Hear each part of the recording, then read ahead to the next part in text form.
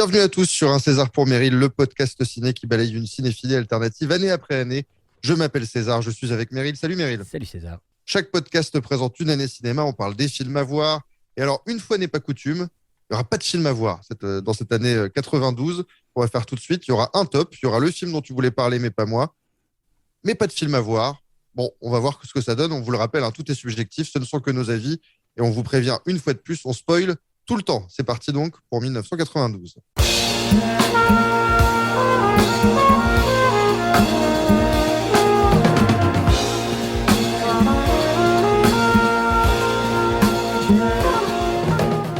Et donc Meryl, on va démarrer. Une fois n'est pas coutume. Je crois que c'est la première fois depuis qu'on fait le podcast, j'en suis même sûr. Je n'ai pas mis de film à voir. On va peut-être rappeler un peu le distinguo entre les catégories. Film à voir, pour moi, en gros, c'est des films que j'aime bien, mais je ne trouve pas forcément très aboutis, mais j'ai envie d'en parler, donc je les mets là-dedans. C'est une espèce de 2 sur 4 quand on voit la notation dans les journaux. Et après, le top, pour moi, c'est des films 3 ou 4. Voilà, c'est des chefs-d'œuvre, des grands films. Et le film dont tu veux parler, mais pas moi, c'est un film que toi, tu as apprécié, moi non. Et bien, on va démarrer avec ça. Donc, c'est ton film aujourd'hui. On lance le petit jingle.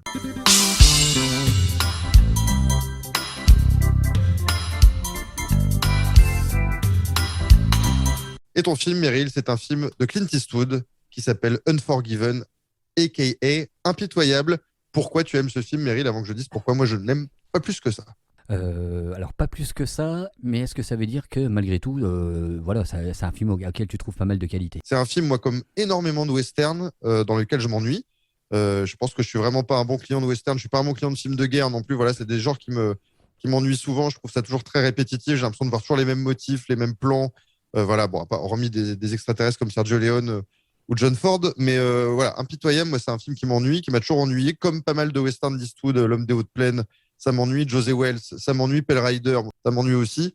Voilà, donc Impitoyable fait un peu partie de la lignée et je m'ennuie dans Impitoyable. Je crois que je ne l'ai même jamais fini, Meryl. D'accord. Alors moi je pense que c'est un chef-d'œuvre. Moi j'adore Léon, mais je peux pas dire que, tu vois, il n'y a pas des moments où je m'ennuie malgré tout. C'est des films qui sont quand même longs, il y a de la maestria, c'est des films super, mais c'est quand même, voilà, il y a quand même pas des longueurs, mais bon, voilà, c'est aussi l'époque qui veut ça. C'est voilà, on filme le Far West comme ça, avec des grands plans larges comme ça prend du temps. Bon, il reste la musique magnifique de Morricone, mais Impitoyable, c'est un chef-d'œuvre parce que en plus, Eastwood, il fait ça à un moment où le genre est complètement oublié, peut-être même carrément désuet. C'est longtemps qu'il n'y a pas un bon western qui a fonctionné, en tout cas au cinéma. Et en fait, moi, ce que j'adore avec ce mec-là, c'est clair que s'il y a bien un acteur qui a à voir avec le western, c'est bien Clint Eastwood, parce que c'est quand même ce qui leur a permis de devenir l'acteur, puis même le réalisateur qu'il est. Parce que je pense pas il serait devenu le même réalisateur si c'était pas frotté comme ça à Léon. Ça, c'est une évidence, de toute façon. En plus, même avant Léon, il était dans une série télé qui était western. Donc, oui, voilà, le mec a toujours baigné là-dedans. Ouais. Après, ce que je voulais dire, c'est qu'il est évident qu'il a fait ses premières armes avec Seagull, ça c'est sûr, parce qu'on savait qu'il y avait une sacrée amitié entre les deux. Mais c'est clair qu'être passé chez Léon, ça lui a appris le métier d'une façon... Enfin, là, moi, tu vois, je trouve qu'en fait, Impitoyable, c'est un chef-d'œuvre parce que c'est un film qui arrive de nulle part. Pour moi, c'est un vrai western dans le sens où, pour moi, dans un vrai western, il n'y a que des salauds. Et c'est un film de salauds. Ouais. Tous les mecs là-dedans sont des gros pourris. Même Eastwood. Et même Eastwood, oui, c'est même le pire, parce qu'il a un passé horrible. Hein. Il faisait sauter des trains avec des femmes, des enfants. Enfin voilà, non, c'est... En plus de ça, je ne trouve pas un seul mauvais acteur là-dedans. Tu vois, c'est sûr. Même le petit jeune, tu sais, hein, celui qui fait la gâchette facile, qui a des problèmes de vue, je sais pas si tu t'en souviens, il a peut-être pas remarqué, voilà. Je l'ai revu. Ah, tu l'as revu, ouais, quand même. Tu vois, en me refaisant le film, je me disais peut-être lui, il doit être un peu limite, mais non, il est parfait, hein, tu vois, il est... En plus de ça, il faut quand même reconnaître un truc, et je l'ai lu pas mal, et moi je suis entièrement d'accord avec toi, c'est certainement l'un des meilleurs, si ce n'est pas presque le meilleur rôle de Gene Hackman pour moi. Gene Hackman en méchant, c'est quasiment c'est un ratable, quoi. Il est tout le temps parfait. Ouais, mais là, tu vois, c'est le paroxysme. Enfin, tu vois, c'est la meilleure version de ce rôle-là. Je suis d'accord avec toi. C'est un rôle qu'il leur a fait. C'est lui aussi qui joue dans Mort ou Vif, je crois, avec tout à fait. Ouais. Et il fait déjà un petit peu le même rôle aussi, je suis d'accord. Mais là, on va en parler de Mort ou Vif dans quelques podcasts. Ouais, d'accord. Ouais, moi c'est un film que j'aime bien. De mémoire, hein, parce que j'ai vu ça il y a très longtemps, mais c'est un film que j'aime bien, moi. Ouais. Mais voilà, moi je trouve que celui qui sort son épingle du jeu, c'est Gene Hackman. Je le trouve vraiment énorme là-dedans. Eastwood est génial. C'est pas le rôle, c'est loin d'être le rôle qui révèle Morgan Freeman, mais c'est quand même hyper astucieux de filer ça à Freeman, qui n'est pas encore la star qu'il va devenir, parce que c'est juste un film et juste avant Seven, hein, de toute façon. C'est 3 ans avant, voilà, et puis c'est un petit peu avant aussi les EVAD. ouais. Enfin, moi, il est déjà connu, c'est déjà un acteur, un second Ouais. rôle très connu, Ben, Morgan il Freeman. a fait Miss Daisy qui l'a révélé, quoi, qui l'a fait Voilà, exploser. Ouais. notamment. Mais Notamment. c'est quand même couillu, moi je trouve, parce il a quand même un rôle de premier plan. Hein. Ah ouais. Je trouve que c'est un bon risque, enfin entre guillemets un risque. Et en plus, Freeman est vraiment excellent là-dedans. Puis il y a la vieille ganache de Richard Harris, quand même. Ouais, voilà. Et puis il y a Richard qui est Mm. super. De toute façon, je te dis, moi je trouve qu'il n'y a pas un mauvais acteur. Il y a même alors comment il s'appelle? J'ai noté son nom. Attends, excuse-moi. Saul Rubinek. Ouais, Saul Ouais. Rubinek, le futur lead Onovid de True Romance, justement, qui est très très bon aussi en espèce de biographe un peu flippé. Enfin, moi je trouve vraiment que tous les acteurs sont bons là-dedans. La musique de alors Lenny Niehaus, d'ailleurs comme ça, Ouais. Niehaus, ouais, voilà, et de Clint Eastwood, et je dirais même pas mal de Clint Eastwood parce que sur certaines mélodies, et notamment ce qu'on pourrait peut-être dire le thème principal qui revient, sur lequel il démarre, je crois, et sur lequel il finit aussi, à la guitare classique, tu sens, tu vois, il y a un peu la patte piano d'Eastwood, un peu comme, tu sais, comme sur la route de Madison, tu vois, des mélodies avec Ouais. des notes simples, très très espacées, mais magnifique. Hein. Moi, franchement, Bon. tu m'aurais dit une musique des New Morricone, je t'aurais dit oui, oui, c'est une musique des New Morricone. Tu vois, je trouve que, en fait, tu vois, je vais peut-être conclure là-dessus, mais ce que je trouve génial là-dedans, c'est qu'il arrive à remettre l'ambiance des westerns dans lesquels il a joué, mais il te la remasterise pour les années 80. Et c'est pour ça que, alors c'était pas compliqué, mais moi je trouve qu'il fait le dernier grand western qui aura jamais été réalisé, quoi. C'est un avis, Meryl. En Tout à plus, c'est fait. un avis qui est très partagé, hein, ton avis. Oui, je Il y pense, a oui, beaucoup oui, de... ouais. Ouais, il y a beaucoup de gens qui disent qu'il n'y a pas eu mieux comme western depuis Impitoyable, Mm. depuis 30 ans. Voilà, donc c'est un avis très partagé. On va peut-être écouter, juste avant que je donne un petit point final, la musique dont tu le disais, Lenny Niehaus, Impitoyable.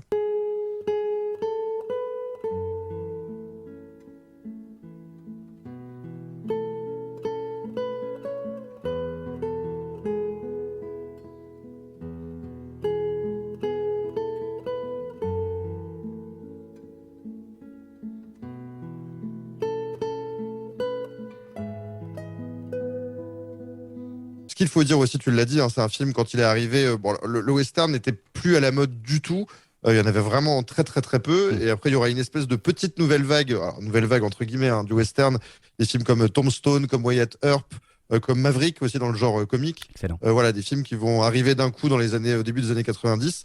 Et alors, pour preuve, le box-office de Impitoyable, 14 millions de dollars de budget, 160 de recettes. C'est énorme pour Mm. un western comme ça, avec des acteurs plutôt du troisième âge, on va dire, en tout cas, limite du troisième âge. Eastwood, Gene Hackman, tu l'as dit, Richard Harris, Morgan Freeman. Superbe casting, 4 Oscars, hein, pour le film, dont meilleur film et meilleur réalisateur. Donc vraiment, ça a été un plébiscite critique, un plébiscite public impitoyable. Donc, encore une fois, bon voilà, moi je m'étale pas parce que c'est vraiment le genre du film. En tout cas, c'est un type de film sur lequel je n'accroche jamais. Même si j'aime bien, moi par exemple, tu vois, je crois que l'un de mes westerns préférés, c'est Brimstone, dont Ouais. on parlera dans très longtemps.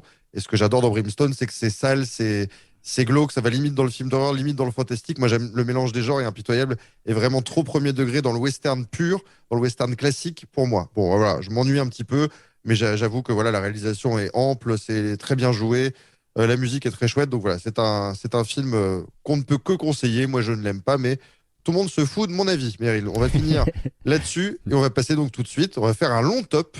Le top 1992 est grand, il y a 13 films et on le démarre tout de suite.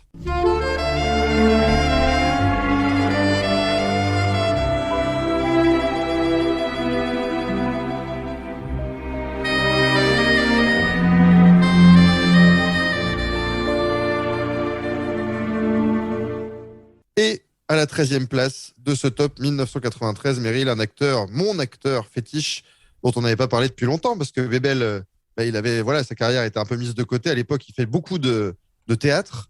Et puis, il revient quand même pour, voilà, au cinéma, sous la direction de Georges Lautner.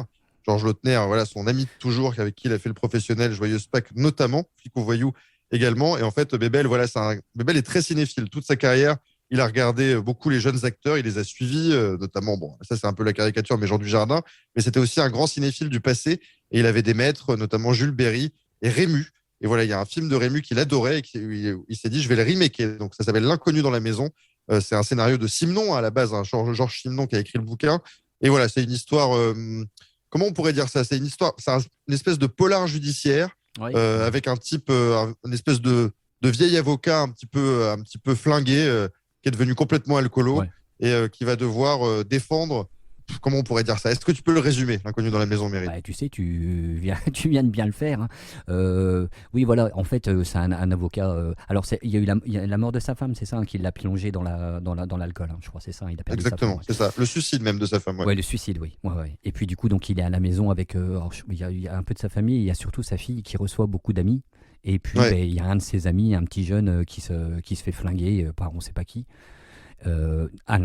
Chez lui. Hein. Donc voilà, c'est pour ça qu'il est directement concerné. Et un Mm. peu contre toute attente d'ailleurs, il va prendre la défense d'un des gamins qui fréquentait sa fille, l'accusé rêvé, quoi. Tu as découvert ce film. Alors, il Ouais. faut remettre un petit peu dans le contexte. À l'époque, Bebel est vu comme un acteur vieillissant. Il a fait le carton de Itinéraire d'un enfant gâté, mais c'était en 88, donc ça fait déjà 4-5 ans qu'on ne l'a pas vu au cinéma dans un rôle de premier plan. Il est au théâtre où il cartonne, mais le retour de Bebel au cinéma est un peu vu par les critiques. Les critiques se pincent un peu le nez. Faut pas se mentir, à l'époque, tout le monde est là à dire pourquoi revient-il, voilà, alors qu'il était très bien au théâtre. Belmondo, c'est fini. Ben, non, place aux jeunes. Alors, les jeunes de l'époque, ça pouvait être qui? Ça pouvait être Lucchini, notamment. Ça pouvait être des mecs comme ça. Je pense que le public n'en avait pas marre de Belmondo, mais en tout cas, le public ne s'est pas déplacé. Le film est un bide. Inconnu dans la maison, ça ne marche pas du tout. Moi, j'avais été le voir. C'est le premier Belmondo que j'ai vu au cinéma de ma vie. Donc, j'étais comme un ouf. Parce que j'étais déjà fan à l'âge de 8 ans. Mon père m'avait emmené voir ça. J'étais comme un dingue. On va pas se mentir, c'est loin d'être le meilleur Belmondo. Loin, loin, loin d'être même dans son top 10. Mais moi, ça reste un film pour lequel j'ai de l'attachement parce que c'est un film un peu pépère, un peu à la papa, comme on dit justement, avec voilà, une réalisation plan-plan, des petits décors de villes de province, une intrigue voilà, judiciaire qui est très téléfilm, on va pas se mentir, même le jeu de certains acteurs est très téléfilm. Mais voilà, il y avait Belle au milieu. Alors, Dieu sait que je ne dis jamais de mal de Bébel. On va dire que l'alcoolisme, c'est pas son truc. Il a un peu de mal à le jouer vraiment très bien quand on a connu des gens vraiment ivres-morts ou des gens alcooliques. C'est un peu compliqué, là, c'est vraiment très théâtralisé. Mais à côté de ça, voilà, il fait des grandes envolées lyriques, il en fait un peu des caisses dans son métier d'avocat. Et puis, il est entouré par par Sandrine Kiberlin, notamment, par Christina Reali, qui joue sa fille. Et puis là aussi, il s'est entouré, comme d'habitude, de ses vieux copains, François Perrault, Pierre Vernier, Jean-Louis Richard, Georges Guéret, Hubert Deschamps, Mario David. Voilà, toute la clique de Bébel est encore là. Et alors, moi, voilà, c'est un film, je vais pas en dire enfin, je vais pas dire que c'est un chef-d'œuvre, loin de là, mais c'est un film que j'aime bien. Je trouve que c'est une petite série B à la française, un petit Simon adapté, ça se regarde au coin du feu un dimanche après-midi, j'aime bien. Qu'est-ce que t'en as pensé, Meryl? Bon, bah, alors j'ai plus grand-chose à dire, hein, ce que tu viens de tout dire, mais Ah merde, non, je non, t'ai bah, tué. non, non, mais très bien. C'est très bien. Je suis d'accord avec tout ce que tu viens de dire. C'est vrai que ça lui fait un peu défaut, mais bon, je suis pas sûr que Bebel ce soit un acteur qui soit capable de faire ça. Tu vois, C'est-à-dire, tu sais, je suis pas sûr que, alors, à mon avis, je vais pas être d'accord, mais je suis pas sûr que Bebel soit capable de jouer l'alcoolisme comme Montand l'a fait dans je sais plus quel film, tu sais. le cercle rouge. Oui, merci. Pas pour diminuer Bebel, hein, là, pas, largement pas, mais de toute façon, je suis pas sûr que ce soit important parce que, comme tu dis, il a l'éloquence, enfin voilà, il a ce qu'il faut pour rendre le personnage crédible et puis intéressant. Tu vois, moi, je Ouais. le trouve vraiment très très bon, hein, dans le rôle. Après, oui, tu as raison de le dire, c'est le rythme qui fait un peu défaut. Comme tu dis, oui, Lautner, il te fait. Voilà, j'ai aimé c'est ce que tu as dit, c'est ça, c'est une réalisation à la pépère, quoi, un petit peu téléfilm. Hmm. Et puis, du coup, voilà, c'est dommage parce que malgré tout, c'est une histoire, l'histoire est chouette et il pourrait y avoir des rebondissements qui auraient été mieux amenés avec un autre rythme et ça aurait certainement amélioré le film. Mais bon, Hmm. moi, j'ai trouvé que malgré tout, il y a des bons dialogues. Ouais. Il y en a un Ah, sinon. que j'ai bien aimé d'ailleurs. C'est qui au dialogue, ouais? C'est pas Simon qui a Sinon, écrit, donc ouais, je pense que. l'adaptation, c'est Bah Lautner et écoute, puis. c'est Jean Lertegui et Georges Lautner. Ah oui, voilà, ouais, c'est ça. Ouais. Il y en a une, par exemple, que j'aime bien, tu sais, quand. Alors, je sais plus où il est dans un bar ou. Enfin, ouais, Ouais. dans une boîte, quoi, et il s'approche du Une barman et il espèce dit. de bar à pute, ouais, Oui, un c'est ça, truc comme voilà. ça. Et il s'approche du barman et il dit: Vous avez du vin rouge? Et le mec lui répond: Ah non, il y a que du champagne. Et il lui dit: C'est votre anniversaire? Non, ben moi non plus, alors donnez-moi un whisky. Tu vois, il y en a 3-4 comme ça qui sont pas mal. Hmm. Bon, après, comme tu l'as dit, il est très très bien entouré. Moi qui n'aime pas trop Christina Rinaldi, elle est très très, elle est vraiment très bien là-dedans. Alors, tu as confondu avec Gérard Rinaldi, là c'est Christina Reali. Oui, pardon, oui, non, pardon. Ma langue a fourché, ça peut arriver. Je t'en prie, je t'en Surtout prie. que moi, ça m'arrive souvent, mais bon, ouais. Et Sandrine Kimberlin, putain, Kimberlin, j'ai dit. Attends, je vais la refaire. Là, je la refais celle-là. Et Sandrine Kiberlin, alors du coup, toi, j'ai pas vérifié, mais on l'avait déjà vu avant. Bah alors, c'est une bonne question. Je vais vérifier de suite, Ouais, parce que Meryl. tu vois, j'ai pas pensé à vérifier, mais parce qu'elle est très très jeune, hein. Eh ben oui, oui, on l'avait déjà vu plein de fois avant, en Ah oui, plus. d'accord. Elle avait fait Cours privé, un film de Francis Huster. Elle avait fait Cyrano de Bergerac, un tout petit rôle. Hmm. Milena, voilà, on va dire, c'est son 3 ou 4e, enfin 4 ou 5e film. Ouais, d'accord. C'est un truc à voir, même si t'es pas fan de Bébel, parce que voilà, le scénar est chouette, c'est un petit peu long, mais le scénar est chouette, et puis c'est très bien interprété. Il y a aussi des bonnes scènes. Il y a une scène, je crois que c'est entre Hubert Deschamps et puis Bébel, à un moment donné, où lui, il lui explique comment il est devenu un vieux con peu à peu. Ouais. Enfin voilà, il y a quelques scènes qui sont chouettes, qui donnent envie, tu vois, de regarder le film. Donc comme tu l'as dit, c'est loin. En fait, je crois que c'est loin de ce que Bébel a fait finalement, parce que si jamais tu fais l'impasse sur Itinéraire, tu vois pas Bébel dans un film comme ça. C'est peut-être ça Oui, non, aussi. c'est sûr.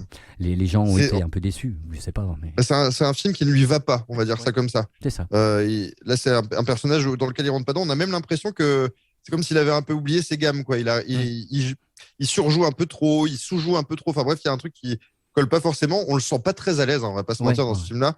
C'est loin d'être un film où il est très à l'aise. Mais bon, il y a un petit charme quand même qui opère. Alors, il y a quand même des cerveaux malades, je vais en citer un, qui pour qui c'est quasiment le meilleur des Belmondo, de Ah oui. l'inconnu dans la maison. J'embrasse mon copain Gonzague qui nous écoute souvent et voilà, je trouve que c'est le meilleur Belmondo. Gonzague, il y a tellement eu mieux. Il y a eu Oui, Magnifique, il y a eu Flic ou Voyou, il y a eu Peur sur la ville.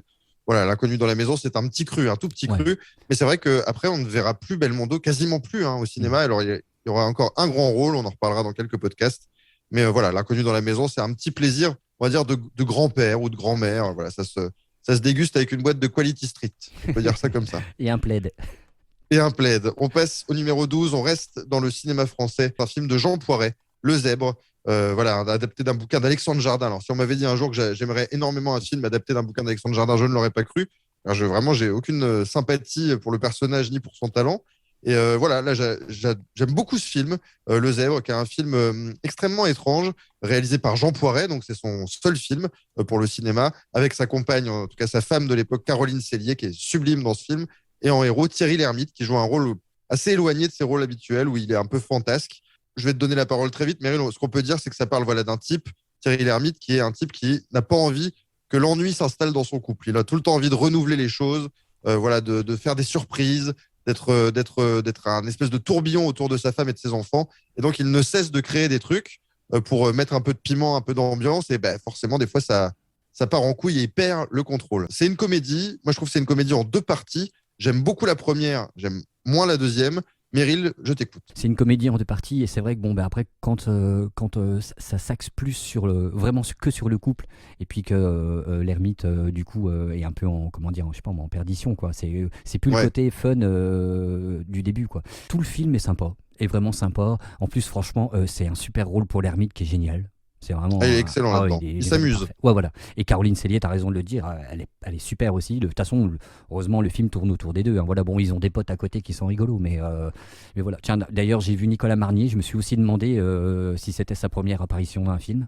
Eh bien non, pas du tout. Il avait déjà fait Outre-mer et 2, 3 téléfilms et Tribunal, notamment la série. Ah putain, il jouait dans Tribunal. Ça se trouve, je l'ai regardé Eh quand oui. j'étais gamin, putain. Très très bon film parce que très très bien interprété par Thierry Lhermitte qui te sort certainement un de ses meilleurs, voire son meilleur rôle. En plus, je suis un peu étonné que c'est pas marché plus que ça parce que lui, il était en plein boom, hein. Il sortait du succès des Ripoux et puis qui avait été un gros succès surprise en plus. Et puis la Totale qui Ouais. était sortie un peu après, bon, qui avait beaucoup moins bien marché, mais moi j'aime bien la Totale aussi, ça me faisait bien marrer, tu vois. Mais le Zèbre, c'est pas un échec, hein. C'est un film qui a correctement marché. Ouais, il a fait quoi, un et demi, non? C'est pas ça? L'époque devenait plus rude, donc ça devenait correct, 1,5 million. Ouais. Oui, c'est vrai, oui, c'est vrai. Puis en plus, c'est pas. Enfin, j'ai même pas noté, moi, mais c'est pas non plus un gros projet non plus, hein, donc. Ah non, non, du Ouais, tout, ouais, du ouais. tout. Célier est super là-dedans, mais je me demande même, tu sais, j'ai du mal tout le temps avec Caroline Célier parce que j'ai l'impression que c'est une actrice, alors que heureusement je l'ai découvert grâce au podcast, que tous les vieux films qu'elle a fait, moi je les avais jamais vus. Mais c'est une actrice qui a beaucoup tourné, mais j'ai l'impression que je l'ai rarement vue dans les films, moi. Alors que bon, non, c'est une actrice qui doit avoir une sacrée carrière, hein, mais enfin bon, voilà. En tout cas, là, t'as raison de le dire, c'est pareil, c'est un très bon rôle pour elle. Un scénario plutôt original, avec des personnages Oui. un petit peu excentriques. Moi, j'attends le remake avec de Jason Redman ou peut-être plutôt de Wes Anderson, peut-être à la limite avec, je sais pas, Adam Sandler dans le rôle de l'ermite, tu vois. Hum. Il y aurait moyen de faire un bon remake, quoi. Le bouquin, je l'ai dit, est d'Alexandre Jardin. L'adaptation est signée Poiret et Lamotte, Ouais. Martin Lamotte, ton grand ami. Et voilà. Et du coup, et c'est vrai qu'il y a un côté Jean Poiret. On a déjà parlé de Jean Poiret dans ce podcast. Moi, c'était un mec, je trouvais qu'il avait toujours l'œil qui pétillait, une espèce de truc de se foutre un peu de la gueule du monde.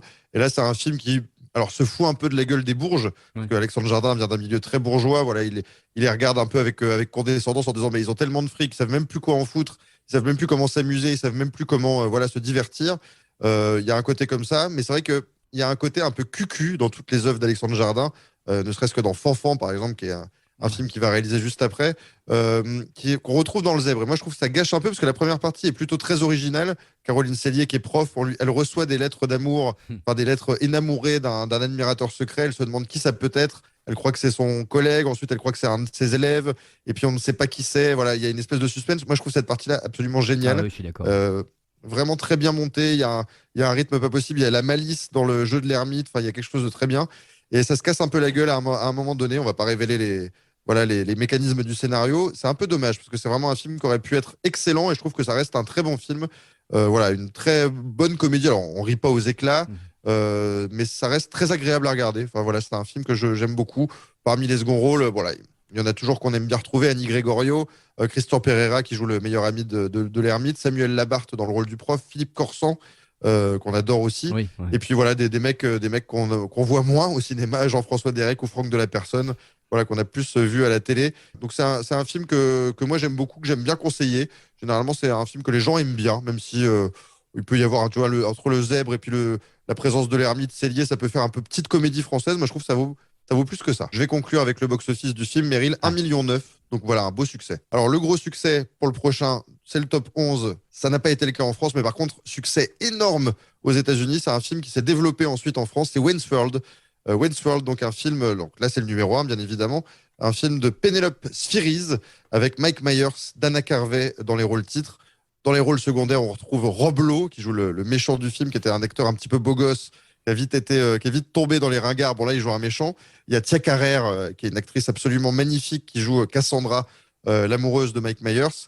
Et puis, on retrouve aussi dans les rôles plus secondaires, Lara Flynn Boyle, qui joue la petite amie éperdue de Mike Myers, ou Brian Doyle Murray, le frère de Bill Murray, qui joue Noah Vanderhoff, le patron de la chaîne de radio. Il faut dire un peu ce que c'est que Wayne's World. C'était donc Dana Carvey et Mike Myers, qui étaient deux comiques dans le SNL, le Saturday Night Live aux États-Unis, qui avaient créé ces personnages-là d'espèces de petits rockers un peu minables qui viennent d'Aurora, une toute petite ville, et qui font une émission de télé dans leur garage. Donc voilà, ils avaient créé ça pour la télé. Et puis bon, après on leur a dit, venez faire votre film au cinéma.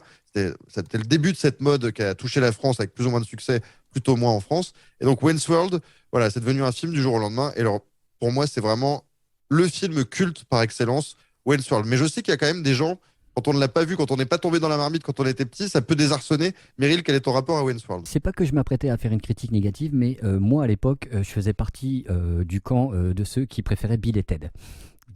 Ah oui, tu vois, vous étiez peu nombreux dans ce camp quand même. Ben alors c'est faux parce que tu vois, on préfère Bill et Ted parce que y avait d'autres groupes. Alors bon, je peux pas. Moi j'adore Led Zepp ou tu vois ou Queen. Hein. J'ai quand même rematé le film et je connaissais tellement, je me rappelais tellement de toutes les phrases cultes, de tous les moments cultes que voilà, c'est non le film m'a marqué aussi et je suis aussi parti dans la mode un petit peu Wayne's World. La suite est beaucoup moins à voir que le premier, en tout cas ça c'est sûr. Moi j'aime beaucoup la suite, on en va en reparler, hein, mais Ouais. c'est vrai on que va se taper la suite. Ah on va se taper la suite, Ok. mon Meryl. Bon après, Mais je... le 1 est génial. Ouais, après voilà, il faut que je le revoie avant de parler, mais bon. En tout cas, moi je suis pas super client de Mike Myers en plus, tu vois, je suis pas trop fan de son Austin Powers. Ouais, de Austin Powers, tout ça, ça m'éclate pas trop, moi son truc, il me fait pas trop rire. Donc en France, le film a été adapté par Chabai Farouja. C'est peut-être même le truc qui lance un peu, alors je sais pas si on peut dire la vague des rock movies entre guillemets. Tu vois, Ça oui. Toi, avec plein de bonnes musiques, plein de bons groupes dedans, mais aussi c'est le premier, enfin c'est un des premiers films avec des vrais, alors je sais pas si on peut dire geeks parce qu'ils sont plus branchés, bon ils sont branchés cinoche et guitare, enfin et musique, mais bon en tout cas c'est un film de fans. Tu vois, ça c'est. Oui, c'est un film. Moi, je trouve totalement que c'est un film de geek. Oui, voilà. Pour le coup. Ouais. Moi, il y a quelques acteurs que j'ai reconnus là-dedans. Alors, j'ai plus son nom, mais il y a le Hal de Love and Married. Comment il s'appelle lui, putain? Ed O'Neill. Ed O'Neill, Ouais. tout Et à puis il y a fait. le Kurt Fuller qui était, mais un mec qu'on a vu partout, mais dont moi je me souviens qui était l'adjoint au maire de SOS Fantôme. C'est aussi un film ultra générationnel, donc je rejoins ce que tu disais. Peut-être que quelqu'un qui va voir ce film à l'heure actuelle, s'il n'a pas les mêmes références, il va carrément se faire chier et passer à côté du film. Un truc qui est collé aux années 90, c'est forcément du coup, quand ça te faisait un petit peu marrer quand même dans les années 90, tu revois ça avec plaisir. Tu as raison de le dire, film générationnel, parce que moi je me rappelle qu'à l'époque j'ai dû découvrir ce film-là peut-être vers 10-11 ans. Ouais. Ça faisait vraiment marrer quand tu étais gosse. Alors que Ouais. tu riais pour d'autres choses que quand tu es adulte, parce qu'il y a plein de références qu'on n'a pas, il y a peut-être aussi des clins d'œil à d'autres films, il y a des clins d'œil à des groupes musicaux que tu n'as pas, mais il y a un truc presque débile, presque premier degré enfant, qui fait que ça fait marrer. Par exemple, tu vois le vomi là-dedans avec le tout petit sachet dans la voiture. Bon voilà, ça on l'a tous fait. Il y a des répliques cultes et cultes. On va écouter par exemple plusieurs extraits, on va écouter celle-là par exemple. Voiture!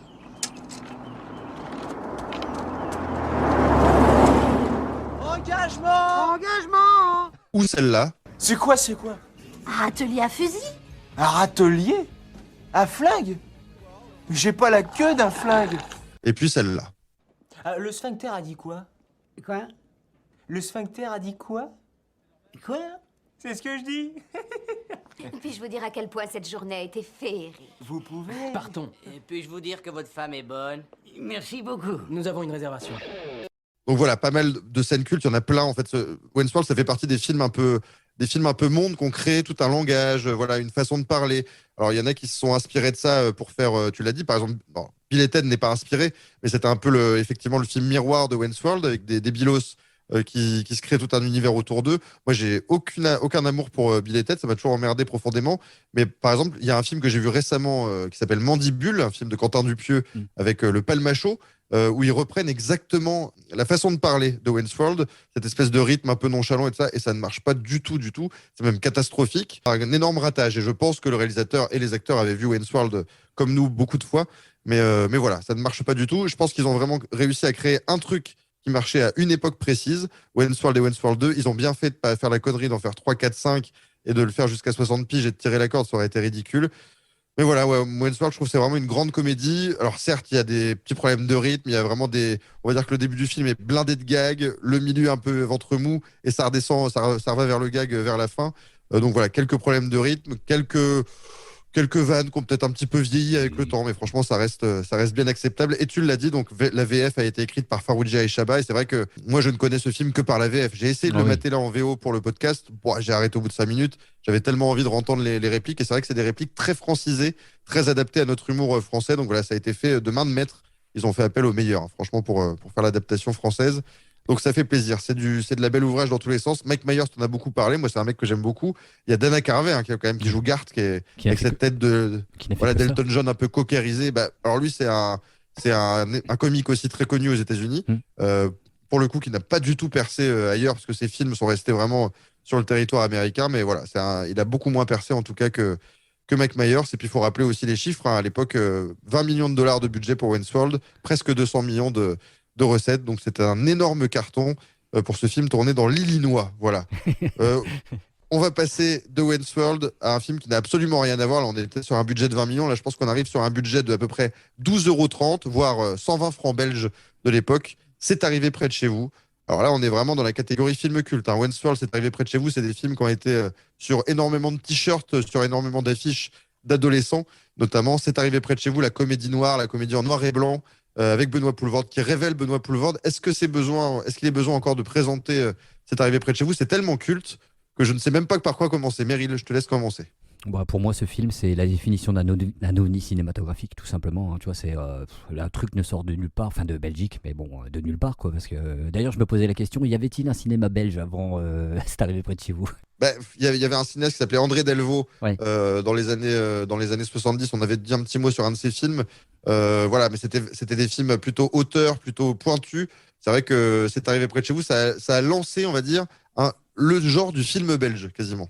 Ouais, même si on peut pas dire que tous les films qui ont suivi se soient inspirés. C'est tellement un ovni et c'est tellement un film à part de toute façon que je vois pas comment il aurait pas pu créer tout un pan de cinéma tu vois, qui lui ressemble. Parce que ça, pour moi, ce film-là, finalement, en le revoyant, je le mets au niveau de chef-d'œuvre. Parce que tu vois, même les imperfections, tu t'en fous. Tellement accroché et interprété à l'intérieur de Benoît Poelvoorde, qui est un personnage qui n'a aucune équivalence à ce qui se faisait avant. c'est quelqu'un. C'est vrai. En plus, là, tu vois, maintenant, je trouve qu'il s'est vachement calmé, mais dans celui-là, tu sais, il fait énormément, il sert énormément de sa bouche quand il parle, tu sais, Ouais. son personnage est énorme. Moi, quand je vois ce film-là, en plus, bah, je peux pas m'empêcher tu sais, de penser à Monsieur Manhattan. Et j'en viens même à me dire parfois que tu vois que l'esprit canal, il est même il s'est un peu imbibé de C'est arrivé près de chez vous et de Poulvord. Tu vois, l'esprit canal, c'est aussi un peu grâce à Poulvord. Moi, je trouve que ce film, c'est vraiment un chef-d'œuvre parce qu'il a vraiment créé quelque chose. C'est vrai, c'est vrai. Faut rappeler aussi que alors, le film est triplement réalisé. Rémi Belvaux, André Bonzel et Benoît Poulvord qui a apporté un peu sa main à la pâte. Non, ça veut rien dire. Qui a apporté son soutien, on va dire, au réalisateur.